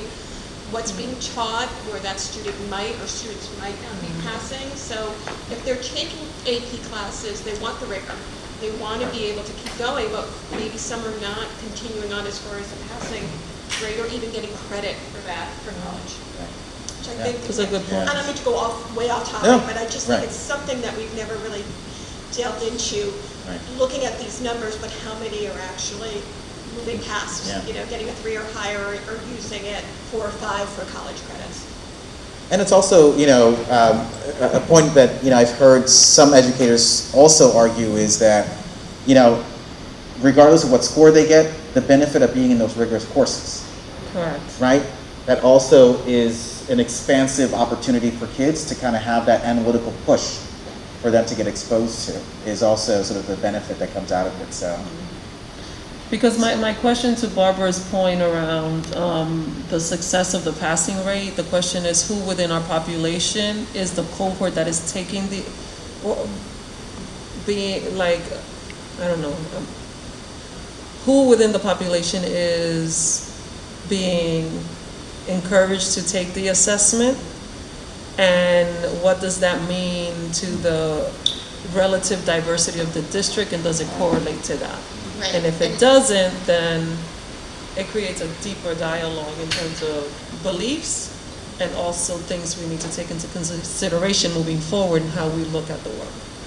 I think it's important as we open up our college and career centers with these new supportive positions for the students, that we do invite them to think strategically about their long-term goals, because AP can be used in a couple of ways. It can be used to cut the cost of your bachelor's degree, or to allow you to get a dual a dual degree, depending on what your trajectory is. And so, as we think about what is the intention of these honors and AP tracks and IB, really invite students to imagine who they want to be when they leave us and beyond into their life, and then teach them to think strategically. I mean, you've taught your daughter to think strategically. Not every family in our district has the capability to bring that skill set to their family, and so we need to provide that in our college and career centers and start it very early in the counseling process. I'm so grateful that we have a new director of counseling and that we can be strategic about that. So you all have been so good and patient and absorbing all this information, right? And have posed some great questions around sort of what else, sort of what the peeling behind these points of data. So I want to give us a break. So let's take a 10-minute break? You're going to try and take 15? That means that we will be back at 10:25. Yes. Let's see how good we are. I know, right? I'm giving them 3 extra minutes. It's a 13-minute break. I'm giving 3 extra minutes. We're giving us 7, and then we'll parts of this root cause work that's going to transpire over the next several months in collaboration with Alex and her team, and as part of the listening and learning data collection that's going to happen, that we're really going to unravel a great deal of understandings and come back to you all, particularly in January, with a very robust and complicated sort of storyline around sort of what lives behind these set of patterns that we're seeing. This initial cut, I should say, as Paula and I, Paula said, this is 1.0, which to me excites me because that means that there's going to be 2.0, 3.0, right?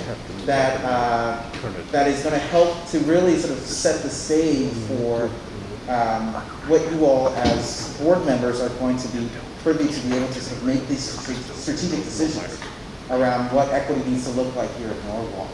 So, but as far as, part of what we want to make sure that we are continuing to build is that equity muscle, right? So what is that understanding of equity that kind of needs to sit in front of us? And as I mentioned yesterday, educational equity it's a conceptual terrain that we need to make sure that we are comfortable in really extrapolating sort of our own private live or lived experiences as it sits alongside our public responsibilities, right? And some of that means that, we need to have set of experiences that get us to get to the core of what are some of those,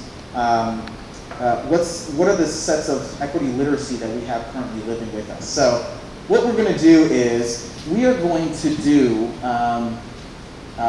one of the activities out of my book, and it's in chapter 5. And I should have, I didn't mention this before, but I was intentional about how I wrote this particular book, which, by the way, so like this is my fourth book, but this is the first book that I actually wrote for educators. Even though, even being a researcher who works with school districts all the time, as I was told, don't write a book for school practitioners because it's not going to get you tenure. So I played the game. Then I finally said, to hell with it. I need to write a book that's really centered around the research learning that have emerged over time, but also lives in the level that translates to practitioners what's the work that they can carry. And so, and you all will read as you read the different chapters, but I was intentional about putting chapter 5 at the end, because chapter 5 is really sort of sets the stage of, now that we've sort of built our various muscles, right? The muscle of how do I understand the patterns of disparity data and what's that telling me? That we do that work first before we start sort of digging into what are my sets of personal lived experiences, and as well as my own, whether professional or public roles that I have, that also inform the way or sit in front of me while I'm sort of making sense of this stuff. And so, so chapter 5 is organized for obviously particularly for school leaders to know how to lead monthly activities over a 2-year period on how do I build that equity literacy amongst my staff, right? Because everybody comes in with a sort of varied experiences, and so we're going to take one of those activities out of the book, and we're going to do them together, and we're going to use that as a springboard for us to get back to our defining what is equity for us, right? Because we want to make sure that as we leave here today, this in an hour or so, that we have a complicated and deepened idea of what is it that we're talking about when we say equity in this room, right? Because we're going to, I know that you all are going to keep bringing it back up, and I want to make sure that we have, I have a sort of a working sort of place of reference that you all are sort of striving from and thinking about, because we want to make sure that when we come back particularly in January, to share out that deepened report, that we're going to use this knowledge base that you all have that's going to keep adding to around equity as sort of the filter to help make sense of sort of what to do next. So we're going to do an activity. The activity, I realize it's not the most socially distant activity, right? Typically we do it where we're standing shoulder to shoulder. So obviously we're not going to be standing as close to shoulder as we can, right? But the activity is actually called, and some of you may have done this, it's called Meritocracy Exercise, right? And the idea behind this Meritocracy Exercise is it's an opportunity for us to think about sort of our own personal lived experiences and the manner in which they have a varied level of impact on in this instance, the steps that we take forward and the steps that we take back. All right? And we're going to use that as a springboard for us to talk about, what are those varied sets of experiences that give us an opportunity to take steps forward and take steps back, and really challenge us on the end of our activity with the question, how do we make sure that what we plan to do within this school district is going to ensure that our kids are taking steps forward, right? In the work that we want to actually do. And that's not an easy feat to kind of keep that at the forefront, but I want to make sure that we have that as a common place of departure. So, the way in which we're going to do it, right, is we're going to use this space, right? No, I think we're going to use that side. Okay. And so what we're going to do is I'm going to have everyone stand up and have you all stand a couple of feet apart from each other and facing, let's start by facing this way, but standing in that sort of open area over there. Let's see how well we can do.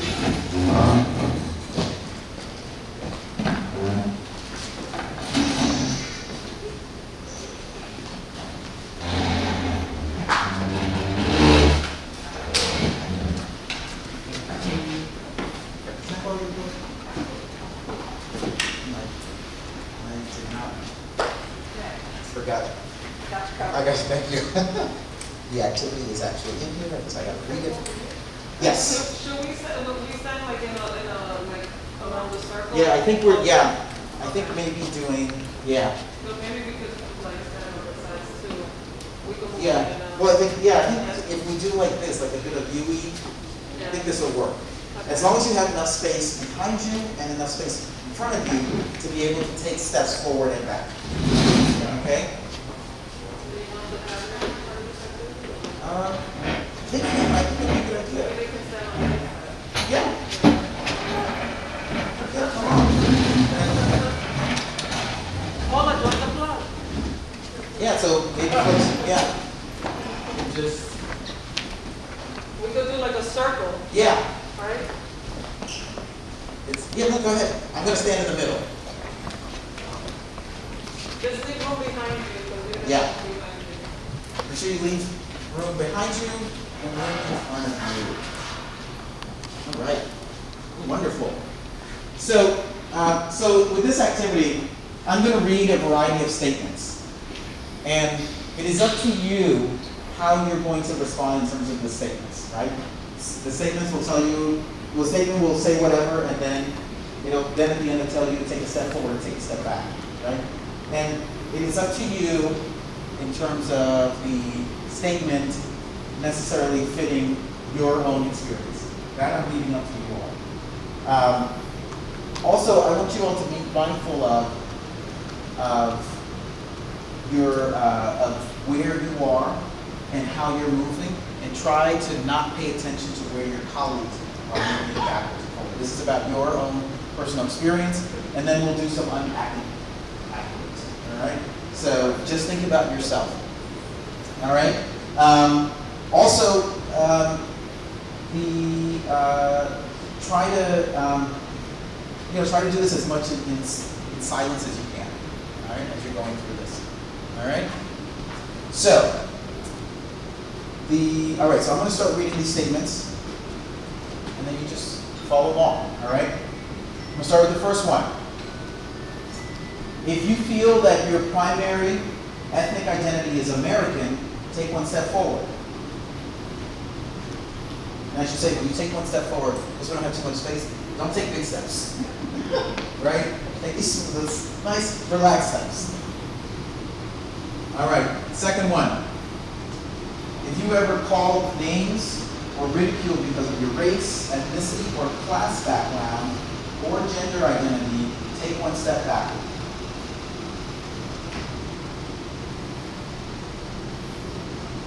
3, if you grew up with racial, ethnic, minority, or working class people who were servants, maids, gardeners, or babysitters in your house, take one step forward.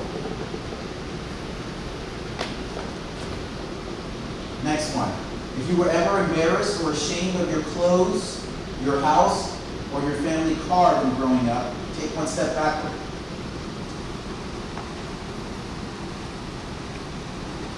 If you have immediate family members who are doctors, lawyers, or other professionals, take one step forward.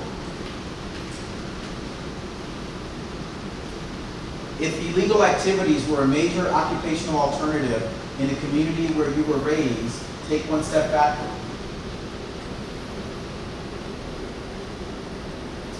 If you ever tried to change your physical appearance, mannerisms, language, or behavior to avoid being judged or ridiculed, take one step backward.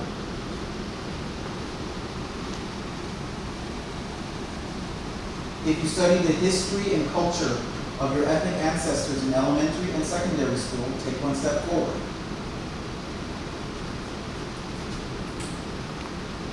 If you started school speaking a language other than English, take one step backward.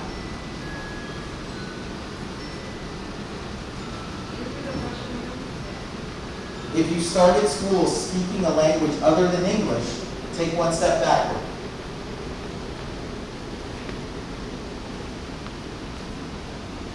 If your parents or grandparents were able to buy or rent a home in any neighborhood, take one step forward.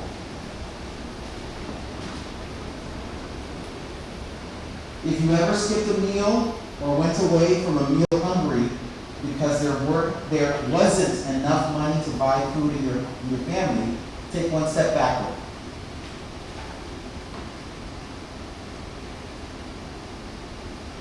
If you were taken to art galleries, museums, or plays by your parents, take one step forward.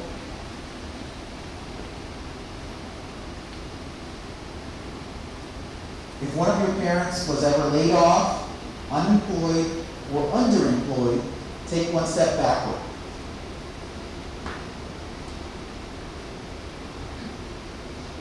If you ever attended a private school or summer camp, take one step forward.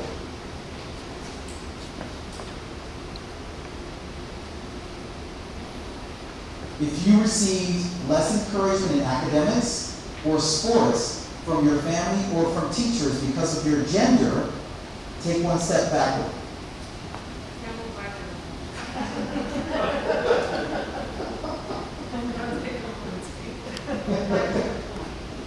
Right? You hit the wall. I'm almost there. If you or your family ever had to move because there wasn't enough money to pay the rent, take one step backward.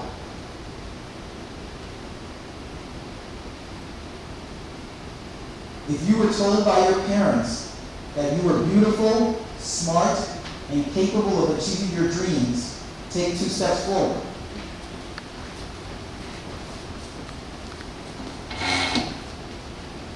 If you were told by your parents that you were beautiful, pretty, or good-looking, and therefore what you thought or did wasn't important, take 1 step backward.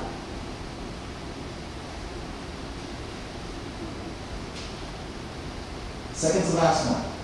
If you could go shopping most of the time, pretty sure that you will not be followed or harassed, take 1 step forward. And last one. If you have to deal with catcalls because of your gender, take 1 step backward.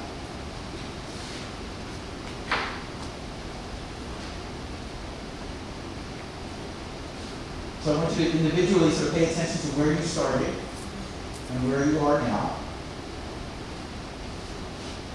And so as part of the first part of our debrief, what I'd like for you all to do is I want you to usually do small groups of like 4 or 5, but I'm going to even make it smaller now to just 3 people, socially distanced from each other.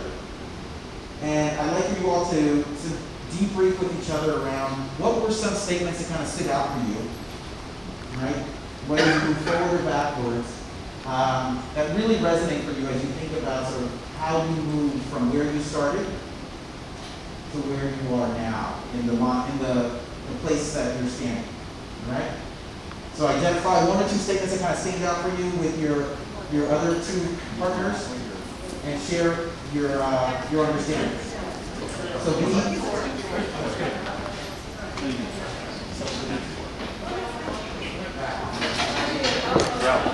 Come over to you a little.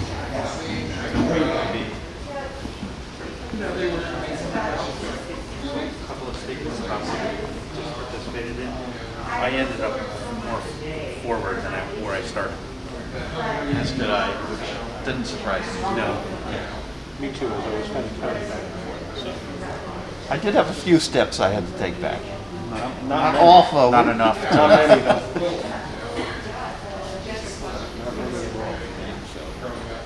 How about you, Yvette?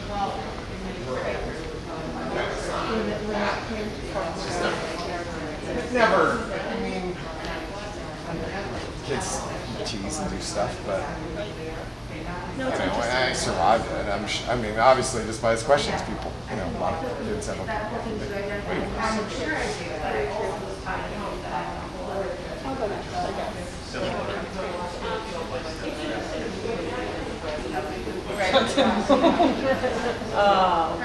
To me, what really resonated were the two pieces around like choice, the whole concept of choice, of not having the choice to make a decision of where you live, which is like something that I think as a person of color always resonates and things that I constantly think about.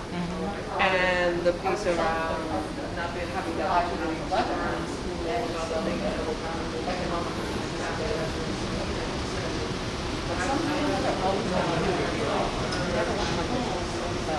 kudos to my parents for figuring it out. That one stuck with me, that one, and I'm not talking to you, it did make me realize that when the grand scheme of creating that can impact us.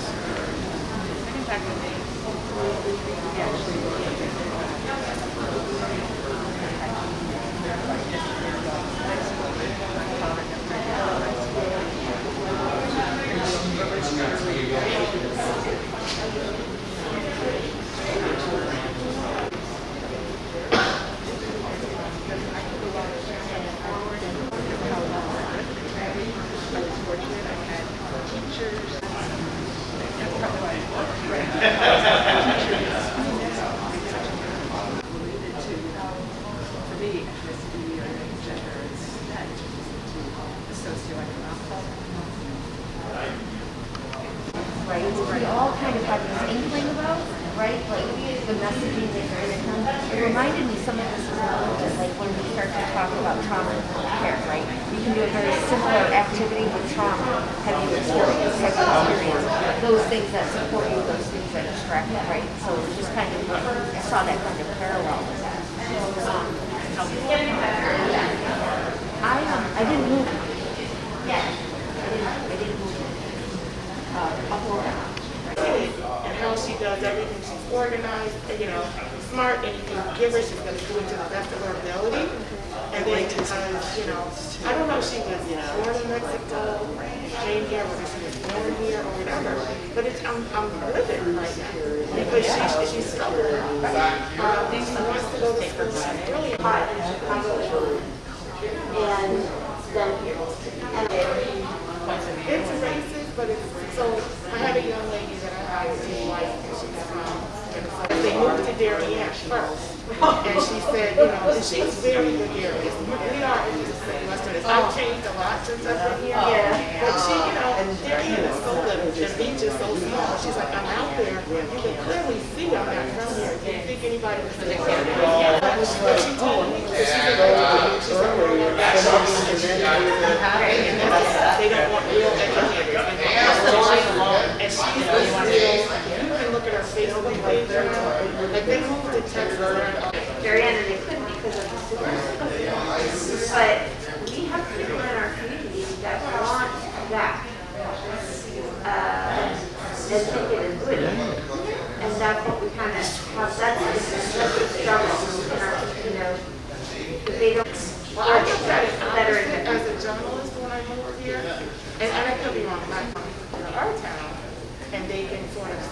themselves up to be on the higher echelon.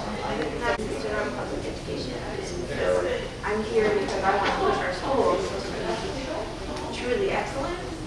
And you can see it was part of our calculus when our children were 2 that we were bigger fish in a smaller pond. Right. So you have to give something up. So exactly. So I think my biggest challenge to do this work. It's not easy work. And it's going to require people, and the bigger question is the community ready to do that? One of the things that I really say about this school, that you realize that it's just a phrase, not really a true action or call to permanent financial need. When we were getting that mural down, everybody, we had a board member, and I had my white friends come and I shopped at this person. Like, that person, and I emailed her 3 days.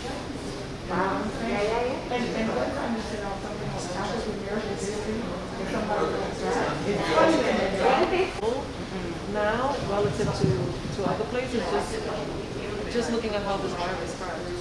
But I see it. But it goes.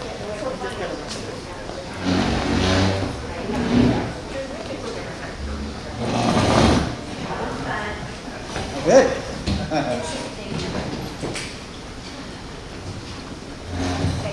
So let's share out first. What are some of your tall trees that kind of stand out for you in your conversations in your group?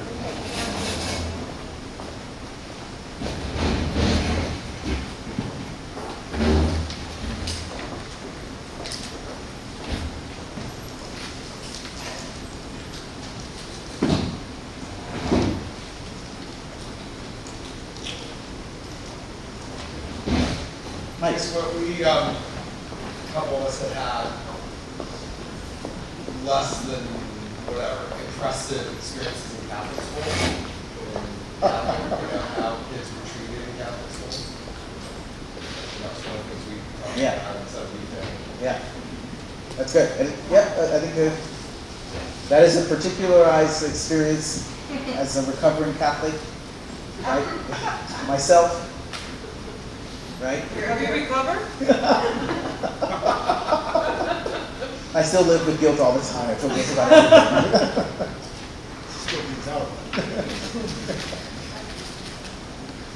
What else? Other things that stood out for folks?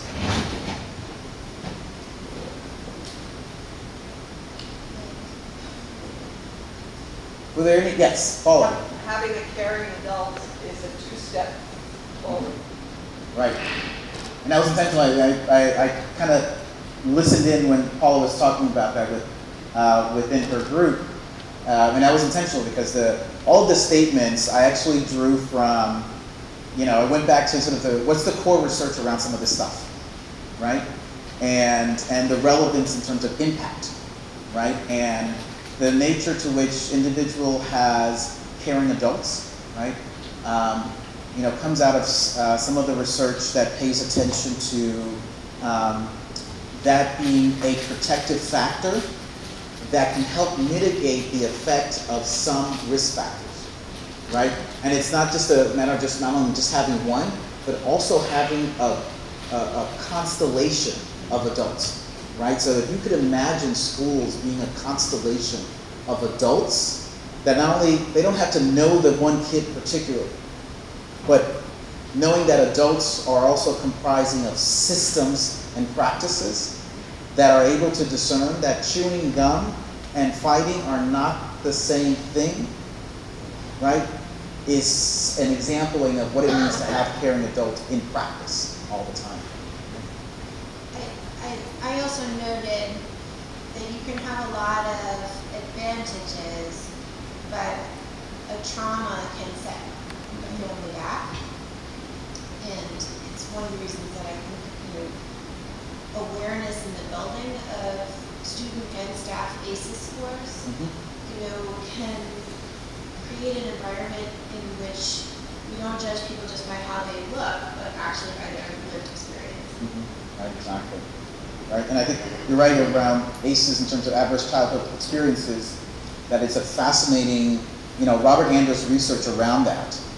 It is, it was groundbreaking for, when that came out in early 2000s, and I remember being on a panel with him, and what was fascinating as a researcher is the idea of, the nature of those patterns of adverse childhood experiences with the initial Kaiser Permanente participants in that study, that this was individuals who had some level of privilege. They had health care, they had employment, they were able to get health services, but yet the nature to which those traumatic events can have an effect also led them to sort of particular patterns of adult onset behaviors, right? And and in particular, I think staying true to what that research speaks to and being mindful of how trauma is an event or a series of events that have that have a systematic nature of change with individuals, and staying true to that definition and not allowing it to other stuff to be added into it, right? So, I've been in school districts where they've added poverty is trauma. So no, poverty is not trauma. That doesn't adhere to the definition of what is trauma. There are events that happen within low-income conditions that are traumatic, but not all poverty is trauma, right? And you're right to sort of how that kind of sits with us and the kind of effect that it has in terms of how far forward or back we move along this meritocracy experience. As you speak to the definition of trauma, the first thing that came to my mind is when you were speaking about students, white students' reaction to seeing you as a professor for the first time. You started off as the impact of your schema, right. But to me, I was thinking the whole time that's a different form of trauma. In the sense that it's a pure shock to their system and what they've been completely accustomed to. And there's no negative impact of that experience to call it trauma. Right. And I think that's also a reason why people like to add different definitions onto it. And kind of move away from living in just that pure approach and understanding. Mm-hmm. Yeah, no, exactly. And you remind me, an element of what I'm always sort of left by is reconciling that experience that my white students have is, they may not have known it, but that's been an experience of loss by not having had a diverse set of teachers in their lifespan, right? That's an orientation that they're to come to terms with, because to a certain degree, there probably hasn't been a particular, their experience has not necessarily been minimized by not having had a teacher or faculty of color. But to help my white students understand what you have been missing out by not having that sort of varied experiences doesn't complicate the type of schema that you can develop as a human being, right? And that's a growth, right? To kind of reconcile that that's necessary.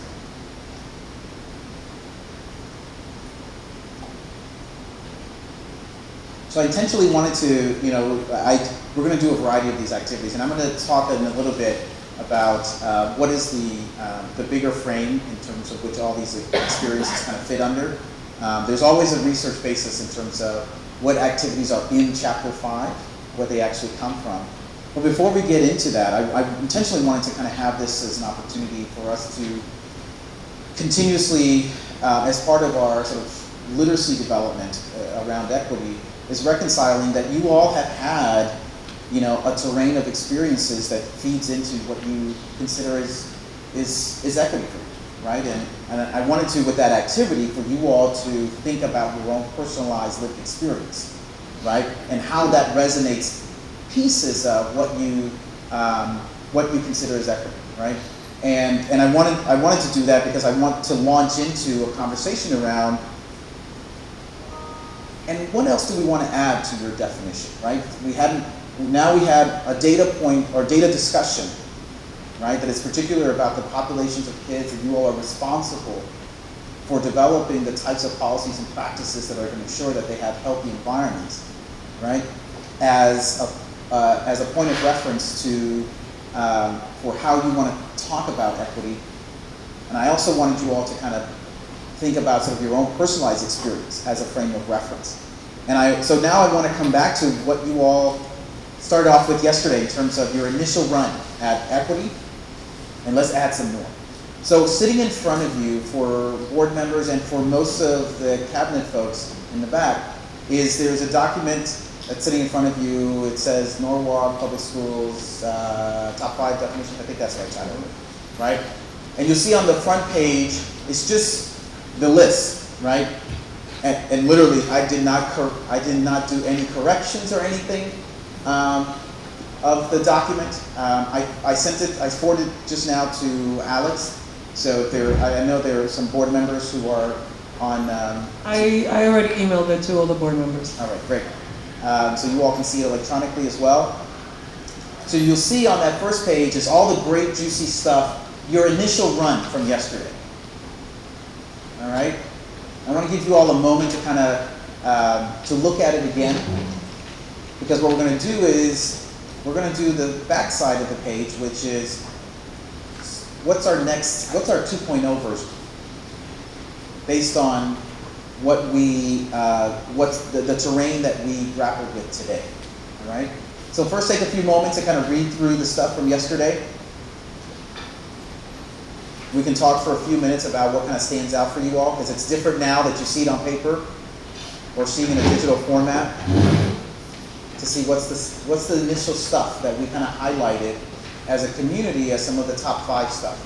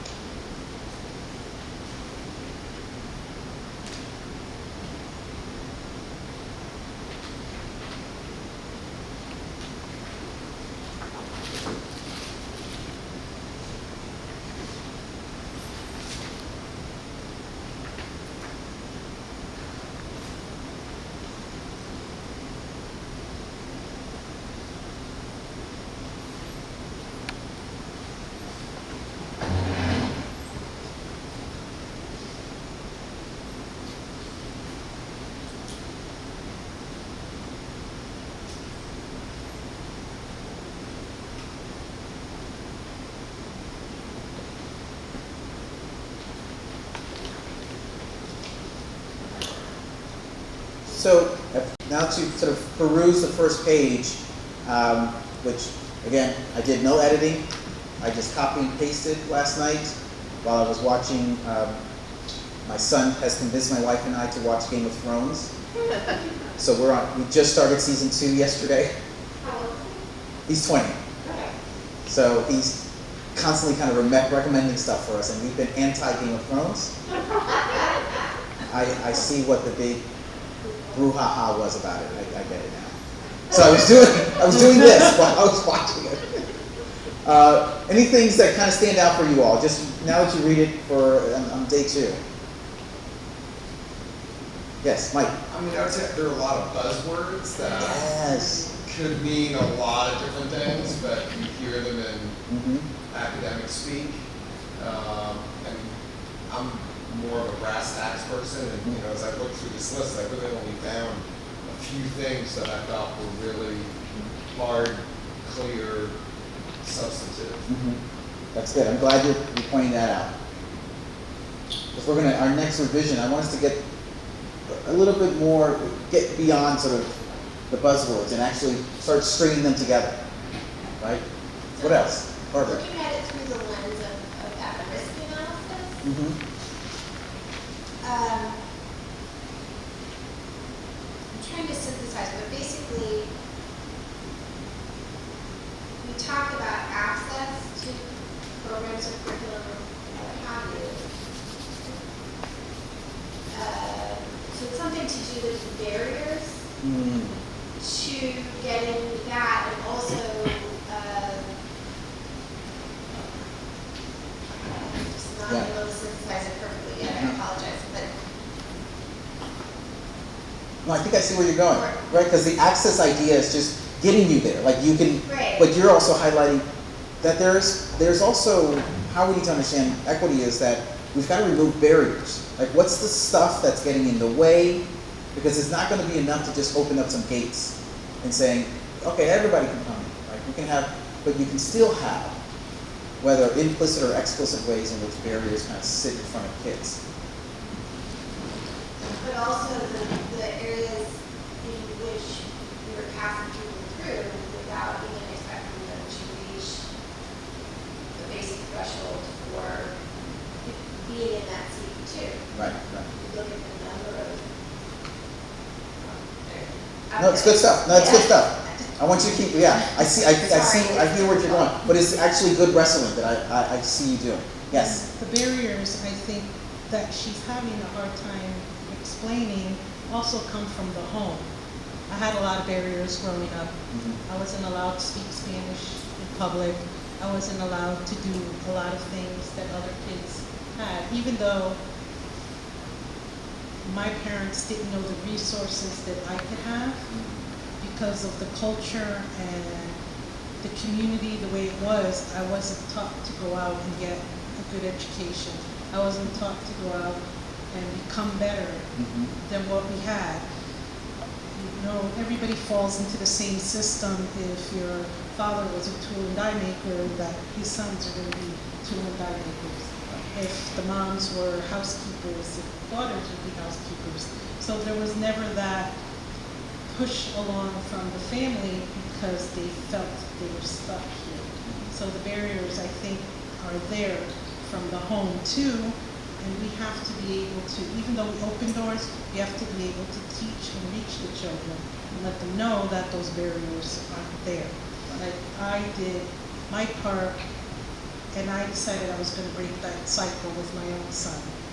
And I never ever told him that he couldn't be whatever he wanted, that he couldn't go to school.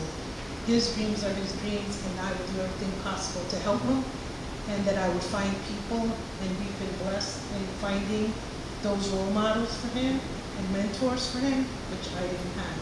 So I think that's what we need to do with the students. I agree, and just to tack on, it's not enough for us to make sure there's equity of access within the schools, but that we build systems that also goes beyond their graduation year. So as we think about the college and career and the capstone piece of our high school experience, that we're building databases of people in the community who can be mentors to bridge over to opportunity. And I know that we as Norwalk have provided amazing educational experiences to people who wouldn't have had them before. And then they graduate and don't connect necessarily to meaningful employment to the level of the education that we provide them. And that's a failure. We have to make that seamless. Right. I think it should be like challenging, like thinking of the definition is, I'm coming from a space that it has to be individual, because any discussion of the system right now, to me, presents more opportunity to move away from the student-centered focus that the numbers of demonstrate isn't happening to those group of kids, to understand what is equity. I can't, I'm not verbiage for a definition, because what I want to say is it's not that, it's not what we just saw, it's not every single, but they're acknowledging individuality and ensuring the fair access to really be able to succeed. And that to me isn't a system approach, because to carry out the statement, I truly believe requires more context about who I'm talking about right now. And from a board level, I don't know, you know, my reservation to articulate the definitions, because from the board level, how I'm looking at it, you know, is my capacity to execute. But I think, you know, it definitely requires, Right. we hear more people being involved. Yeah. And I think that's why I'm so glad you all are pointing, because I hear the nuggets of stuff, because we have to continue to build our literacy over the course of this year, so that we know exactly what we mean, and we have the examples, right? Because I know Heidi yesterday mentioned, she, highlighted, it's like the significance of being able to have the examples that tell us and accentuate us of what we mean and what it looks like. And I think, and that's where the listening and learning tour and the data collection that's going to transpire surrounding it is really going to give us that texture to land at a later place of what is the conglomerate of all this language that we have swimming in front of us around what we consider equity to be able to crystallize what is the significance for a system, what is the significance for the individuals or the groups that we are looking to really impact.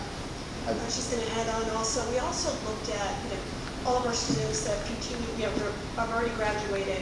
Where are many of these students? We haven't really been able to track their trajectory and where they're going, whether it's college or career, or whether it's college or career. In addition to that, many students are going on to teaching, and we've talked about this many times during board meetings, that are going out to different colleges throughout the country. We'd love to get them back to Norwalk, especially if they're back here. Their roots are here, they're embedded in the system here in Norwalk. To be able to monitor that, track that, and get these students back to Norwalk to teach, especially if many of them are coming back to Norwalk to live and are teaching in other surrounding districts. So to be able to track that and look at that more through a different lens, I think would be really important. And we've discussed this many times. I'm not sure where we've left on that, but I think, and to Barbara's point, the college and career ready, the fairs that we have, but those students that are coming back to Norwalk, or if they're not even coming back, maybe having them come back to Norwalk and teach in the schools that they went to school. That's a great addition to this. May I? Yes, Sarah. Hi, thanks. I couldn't figure out how to call attention to myself. I apologize if I'm restating something that anyone has said before. It's a little bit tricky for us to hear over here.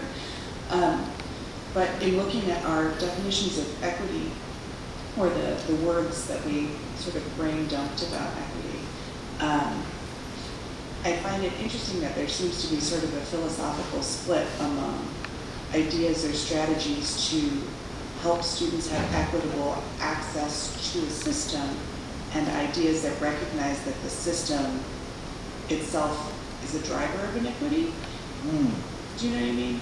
Yeah. And I think my philosophical point of view is that I would rather not create or scaffold equitable access to a bad system.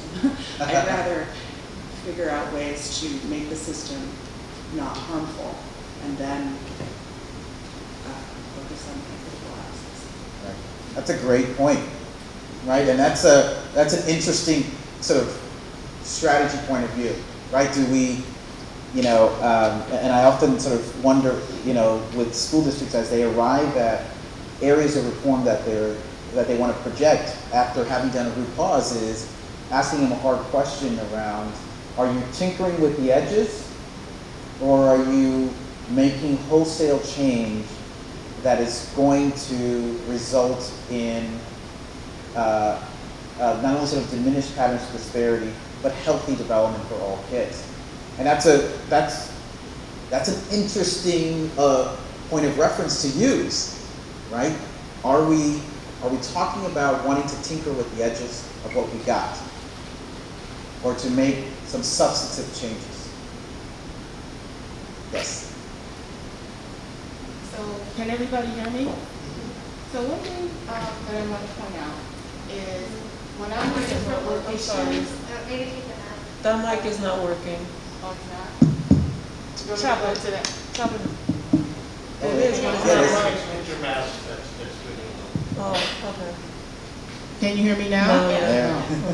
All right. So sometimes I just sit back and I observe a lot of places, especially when people are talking about equity and they're talking about teaching. So a lot of times I won't say anything Or, but culturally we talk about those who are loud or those who may be quiet, those who raise their hand as opposed to just jumping in. And I watch to see who's going to call on that person who hasn't said anything. Who's going to acknowledge, Godfrey, you haven't said anything today. The one person that I've seen do that successfully is Sarah.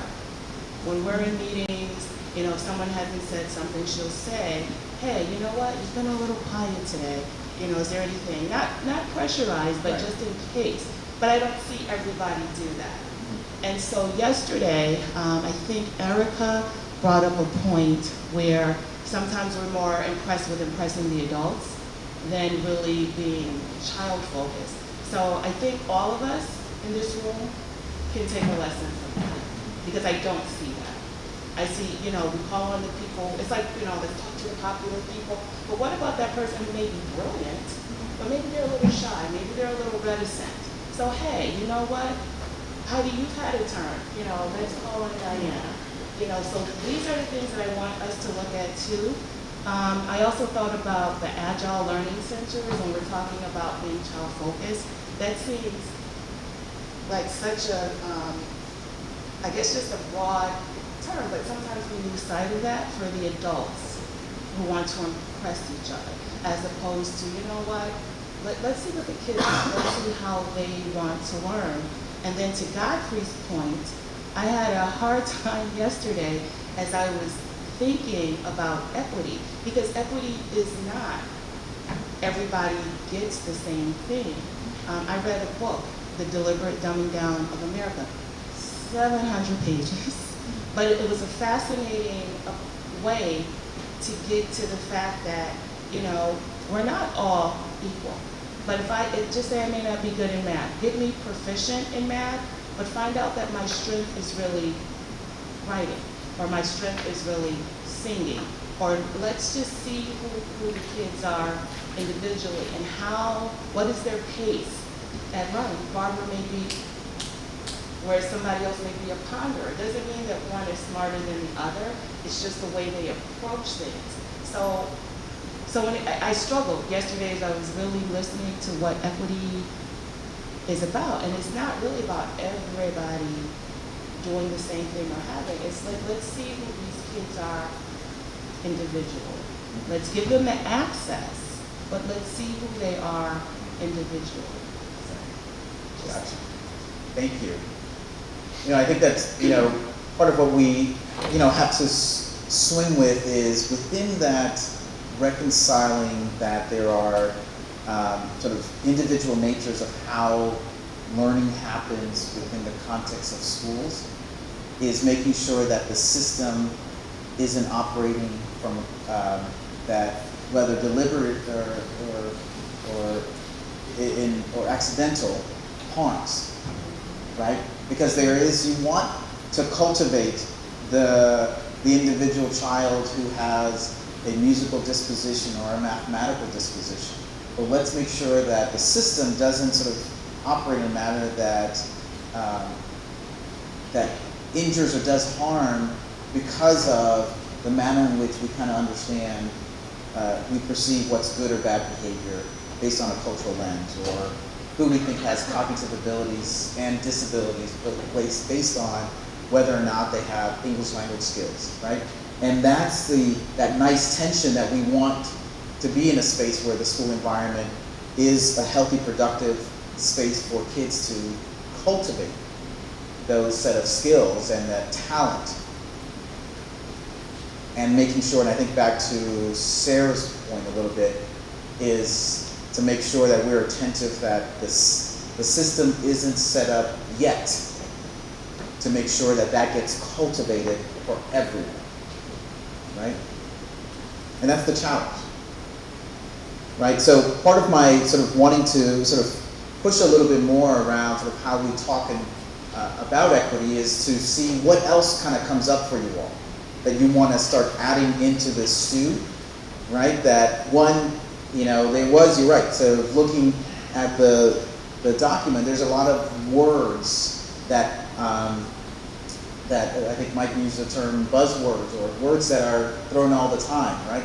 But we want to make sure that we are that how we end up how we talk about equity, that we are laser focused, right? That has an attention to how we understand, that when we're talking about equity, we're going to ask the question around, well, what have been the barriers that have gotten in the way for these paths, right? That we're constantly going to ask the question, are we making sure that the environments are cultivating the individual talents of kids? That we're making sure, is this a practice that just needs to be revamped? Or are we just tinkering around the edges, right? Like we're lasering in that, that how we talk about equity, how we're going to practice over the course of this year, that at least we're going to at least land on a couple of things that are going to be significant for us to make sure that we're comfortable speaking to, because this conversation is going to keep going, right? In particular, when we share back the reports of all the data collection we're going to do in January, right? It's going to be vitally important that we all have an understanding of, when we share back with you what the community, staff, and students share out, what they consider barriers to be, that you all are comfortable already to having talked about equity as it regards to barriers, right? So 2 things. Sarah, do you still have a point you want to make? Can she hear me? I can't hear you. No, that was from before. I just interspersed myself into that. Sorry. I think one thing that, as we think about this work, it's going to be really important for us to think about. I think it goes to Godfrey's point around systems, right? And, making sure that we don't mask the work that's needed for the individual by only thinking about the system, but the system leads to the individual, and I think it's really important to put that at the forefront. But most importantly, as we're thinking about what results we get in January, there might be systems that are broken, and it's not about recreating a system that is broken, but potentially thinking about redesigning a system that works. Because a lot of times we focus on fixing what doesn't work, instead of putting our efforts around thinking about what we can do to reimagine and recreate something that is going to be meaningful for all individuals in the conversation that we're going to be immersing in. And I just want to point that out, because a lot of times we focus a lot of time in fixing what can't be fixed because it started broken to begin with, and not focus on reimagining what we can collectively do to ensure that the collective individuals involved get what they need from us in the best possible way for them to be successful, whether, like Sherelle said, they're musicians, artists, engineers, creators, philanthropists, designers, whatever they want to become. Our job is to ensure that we prepare them with the ability to say, this is what I want to be, not say, we can't do this because we weren't given the resources to do it, right? It has to be a choice that they want to move in a certain path. And we have to make sure that whatever design we think through as we look at the data moving forward is less focused on maybe systems that might not be working, but more on recreating and reimagining what is possible to make sure that the individuals we're talking about, their needs are fully met.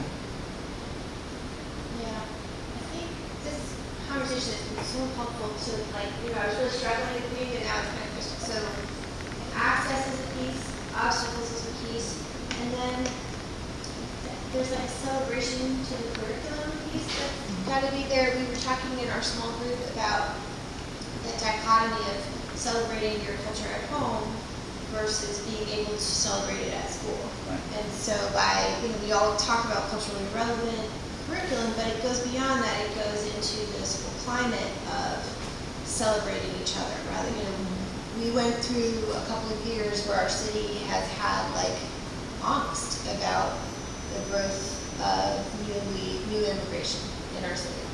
And my suggestion at the time was we could celebrate everyone who's here and not be scared that they're here. And so that piece could really be very powerful. And then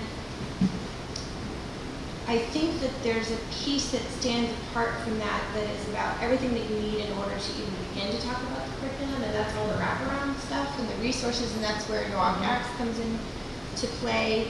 And then if I were to choose a fifth thing, for me, it seems to be, it's almost like, it's what you're saying, Godfrey. It's correct identification, to really see and appreciate an individual and who they are, and putting them in the right resource place at the right time so that we don't miss it. We all know that that's when we lose students, is when we miss that opportunity to get them beyond whatever obstacle is in the way. So I think if I had to choose 5, those are really the big buckets. Good. Because I want you all to, and I wanted to start first, just us talking out loud about it, right?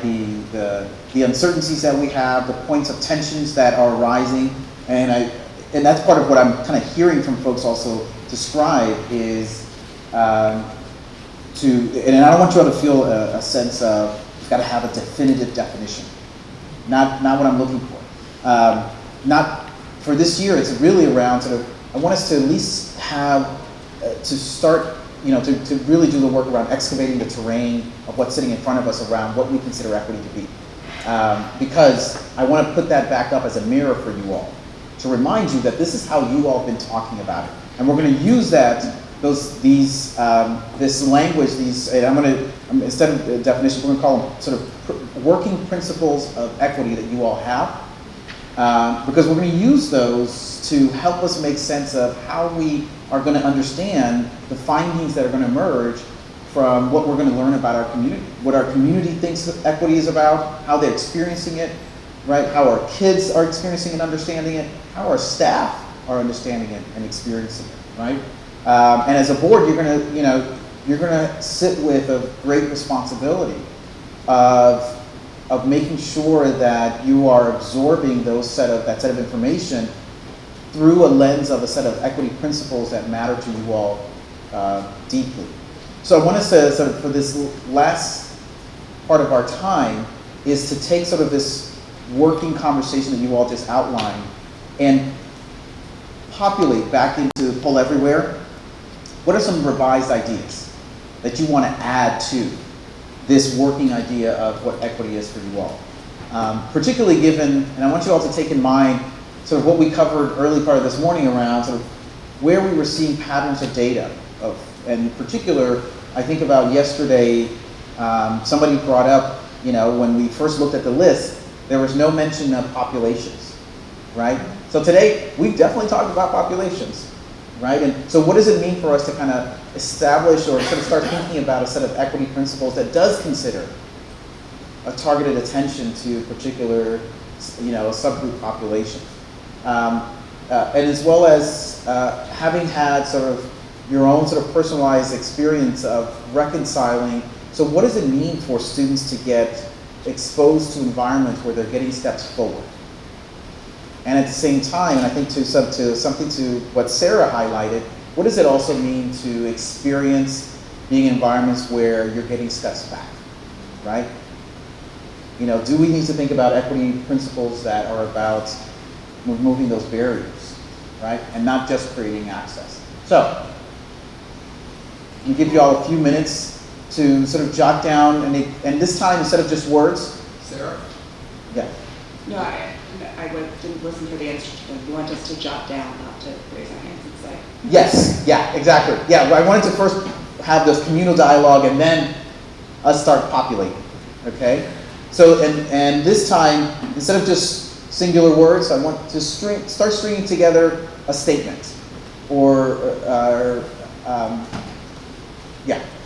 Doesn't have to be complete, but just so you're not just saying accountability. Accountability for whom? For what? You might want to tell Sarah that we're doing the poll today. Oh, poll, yes. We're doing Sarah, and I think Erica as well, we're doing the poll everywhere. Yep, got it. Got it? Okay, good. And it's the same login that we did yesterday. So again, if you're using your computer or tablet, you use the URL that's up there.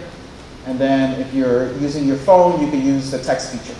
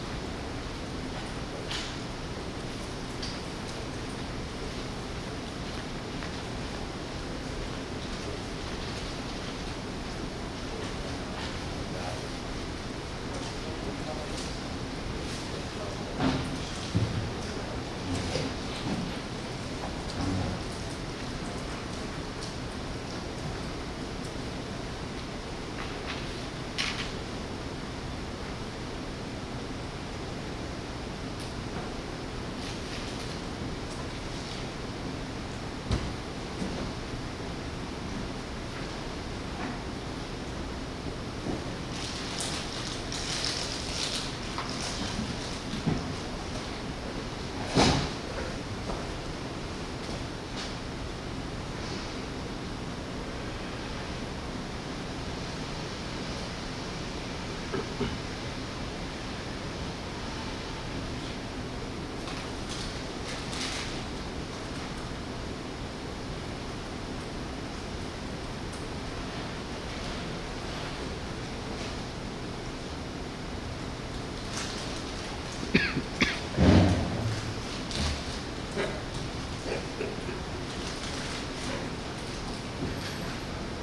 love that.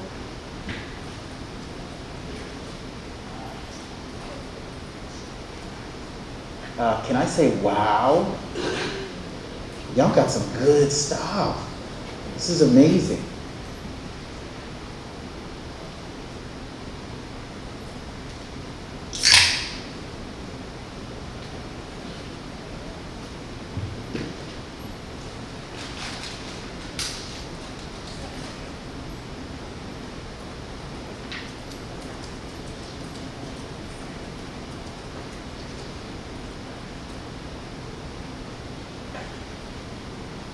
So part of what I'm going to do is I'll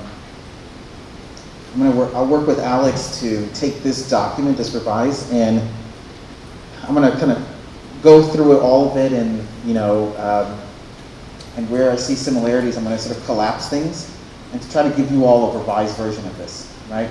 Because I think part of what we want to do is we want to hold steady sort of what you all are arriving at right now in regards to our understandings of equity, right?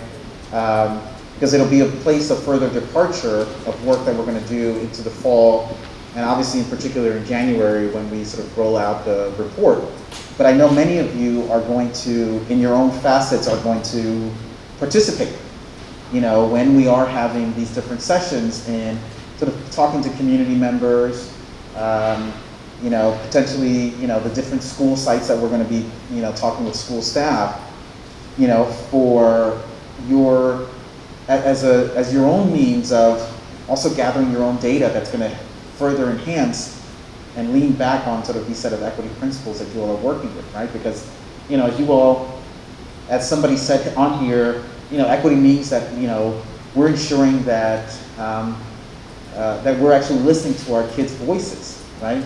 So, which is great. So what's it gonna, when we actually hear them, what is it that we're gonna hear from our kiddos in terms of how what we have designed as part of our school practice, how has it been landing for them or on them? So that's one of the sort of the next steps that we're going to do around this work.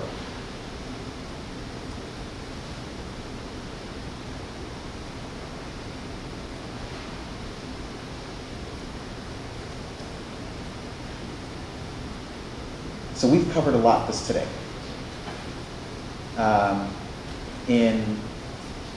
In our sort of movement towards the work that is going to be important for Norwalk.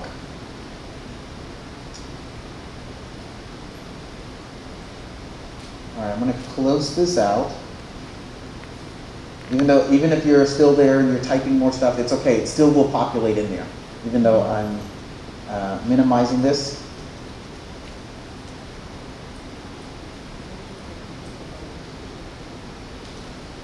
There's a particular sort of content. We're not going to get to it today, but we'll get to it another time, which is around sort of how Chapter 5 is outlined, but we'll do that at a different time. But I want to remind us of our homework, right? Remember our homework? Or, I'm sorry, extended learning. Remember our extended learning? Yes. Yes.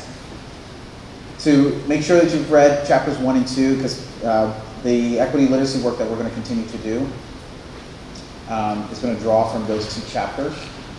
And obviously, again, I'm going to encourage you all to, I know Alex will be sharing in terms of the different sets of weeks and that we're going to be out here in Norwalk participating in I'm going to imagine it's going to be multimodal ways in which we are going to be engaging community, students, and staff. We're trying to, as I shared with Alex, my team and I, we're going to be very flexible in terms of what may transpire this upcoming year, the school year, in terms of how we're going to do this. This is going to be very unique of how we're going to sort of do this listening and learning tour, working with, in terms of gathering this information, but we're confident in terms of being able to do that. And then the last thing, similar to yesterday, is to kind of share out what are some of our wows and wonders that as a community we are sitting with right now, right? This very, I always think it's unique to kind of have an opportunity to retreat away, right? To have sort of concentrated time to talk and really think collaboratively, to also share out sort of our own individual perspectives, and also sort of trying to do that in a space where we're needing to keep a level of social distance and keep ourselves masked up. So I really want to sort of applaud us kind of endeavoring, and you all have been at this for more days than I've been involved, so I want to applaud you all for it. But I want to ask, what are some of those wows and wonders that kind of stand out for you, and in particular for today? A wow for me was the intersection between the discipline for the low economic students of color. And a wonder, for me was if I were to sit with any student of color and say, and explain to them, here's the likelihood of what you experience based on what they show, what their reaction. Because just talking to the kids that we're talking about is where my thought process wondering for how that conversation goes. Right. And to that point, I'm glad you had that wonder, because one of the ways I like to do focus group with students is I do affinity groups. So I'll ask for different types of affinity groups. The kids who are in those advanced courses. But I also asked I said, I want the kids who've been experiencing, suspensions, whether it's in school and out of school, and asking them all the same question. What's it like to be a student at this school? And to hear how they understand things. I think you're right. It will be interesting to kind of hear their stories. Yeah, I think there are things that the board is unaware of. So I would actually extend beyond the suspension and talk about arrests.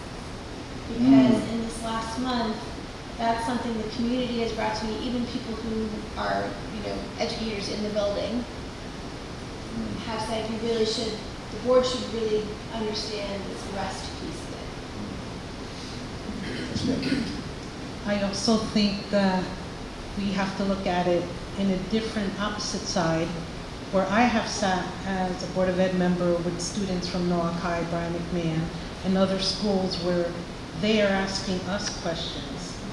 And you're learning from the questions that they're asking you, and it really makes you think, because you're looking at it at a different eye, because we have our own perceptions, we have our own questions, but in reality, they should be asking us, and we should be learning from that.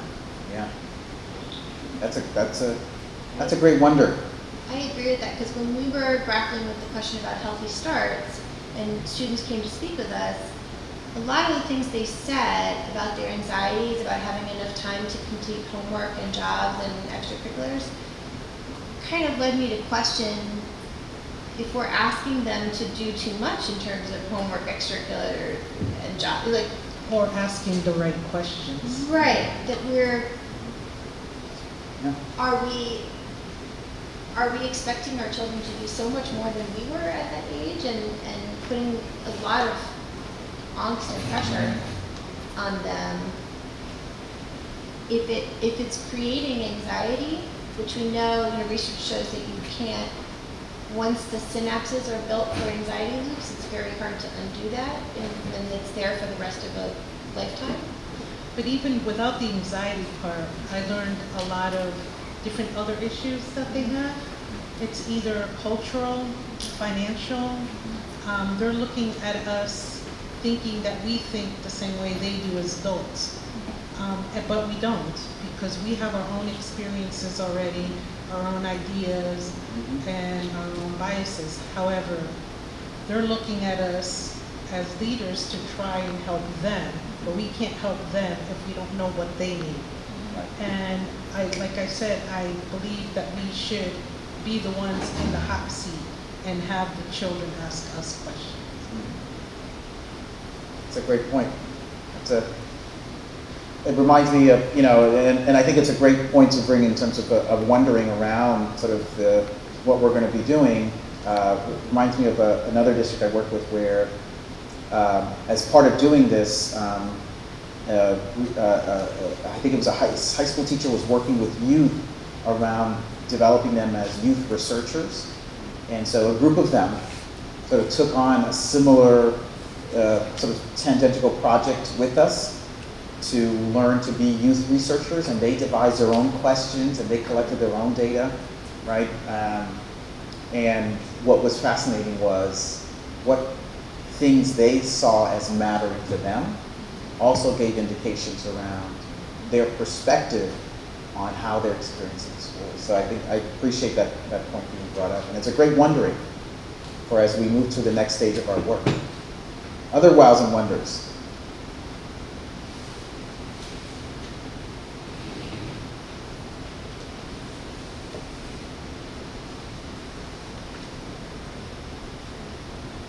Paula.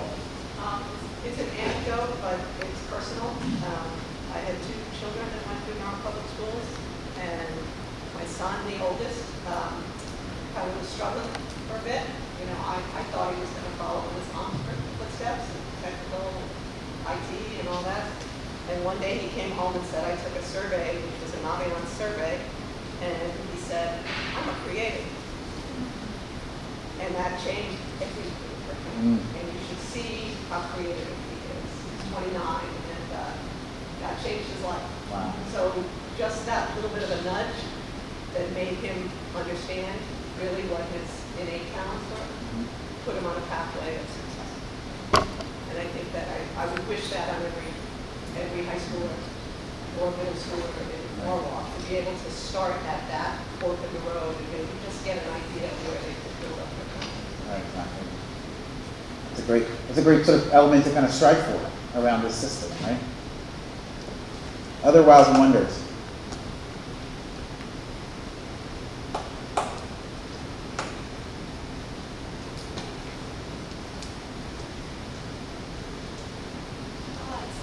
Sure. As I'm just sitting and kind of thinking things through, but just in general, your presentation and kind of having this team building, like even in our small groups, we know each other, I think, fairly well, but not well enough, so we're able to dive in and talk more about how you grew up, what happened when you grew up, what's your family like, as we kind of delved in a little bit more, we got to learn more about each other. So I think that's very informative for me as a board member and just as a person, getting to know everybody at a different level, even a deeper level, but just getting to know everyone more. That's great. Yeah, and that's what we as we talked early on, as in education, we're one of the few industries where, we're involved in this work of helping people get along. But we don't have a script for it, and how do we develop that? And and it takes time. It takes time to build that. Yeah. I've always felt just having respect. You might disagree on certain topics, but I think having kind of mutual understanding and respect, and we teach our children that, and students, and everyone. But I think it resonates more when you're having an open dialogue and you're discussing it more. And differences of opinions are okay.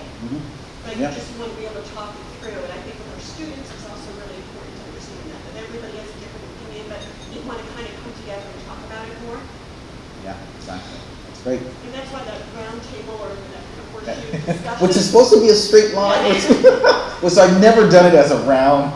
So but this works. It worked, yeah. You think more round table, but you also think you're able to look at everyone. And, I think that piece of it is also with it, I can't have my mask on now because I can't speak, but able to look at everyone and see their reaction, I think is just very, very helpful. And you become feel more humble by that. Yeah. Get to work around and really have those discussions that we've had in the past 2.5 days. Yeah, exactly. Great, thank you. I have another wonder. Is it okay to jump in?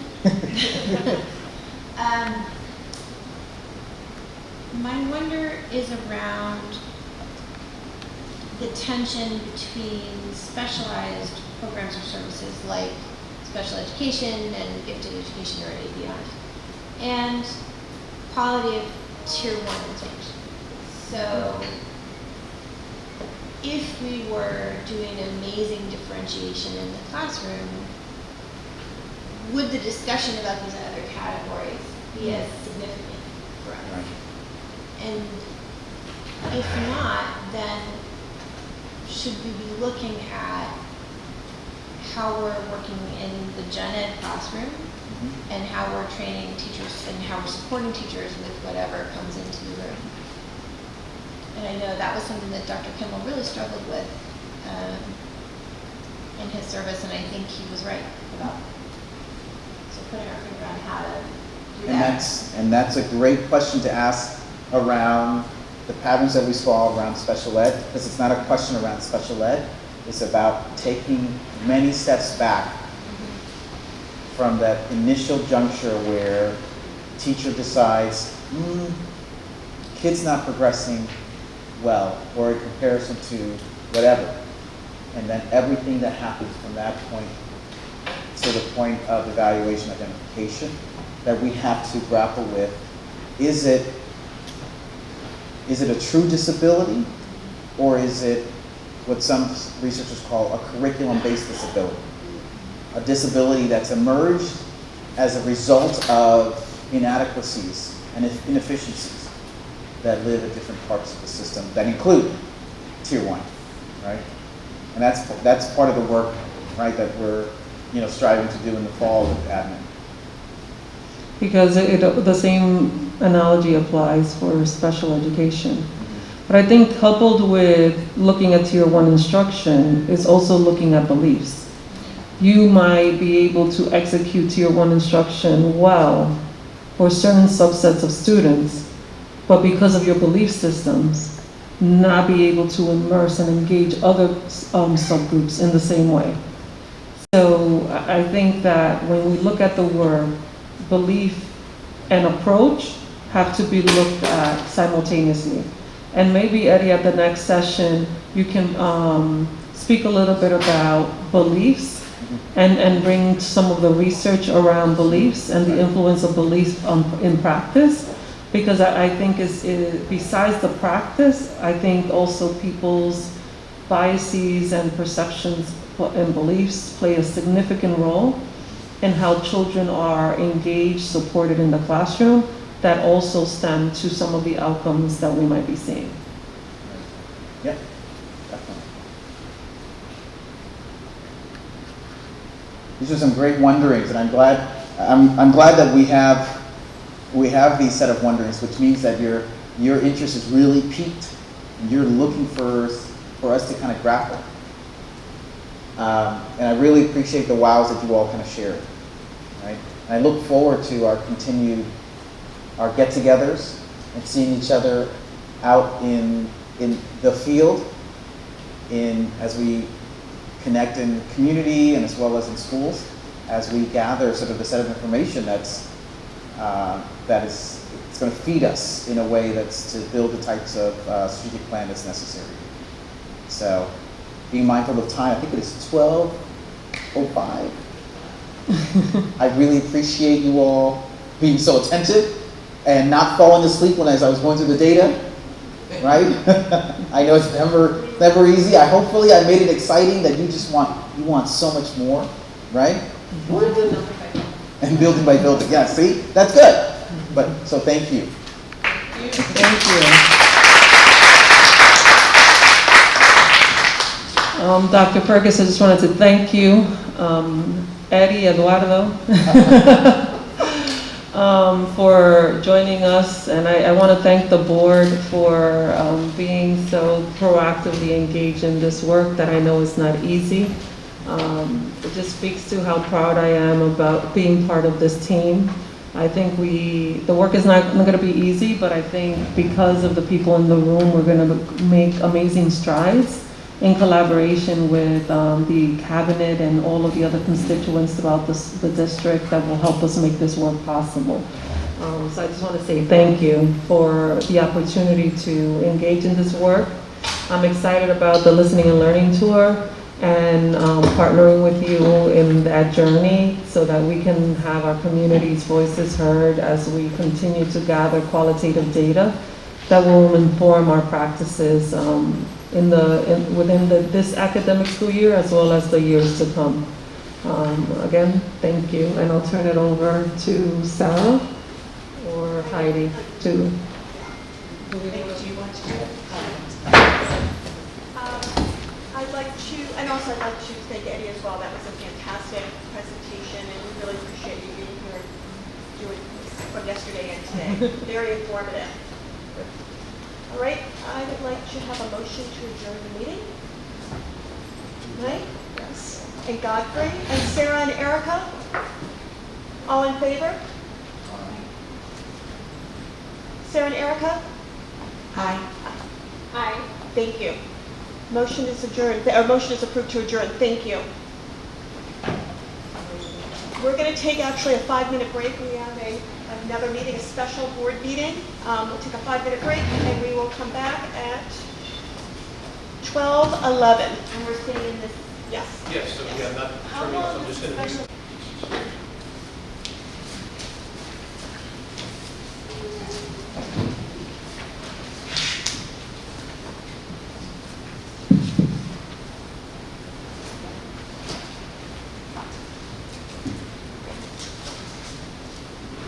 Do we have Sarah and Erica on? Erica was there. Erica, you still there?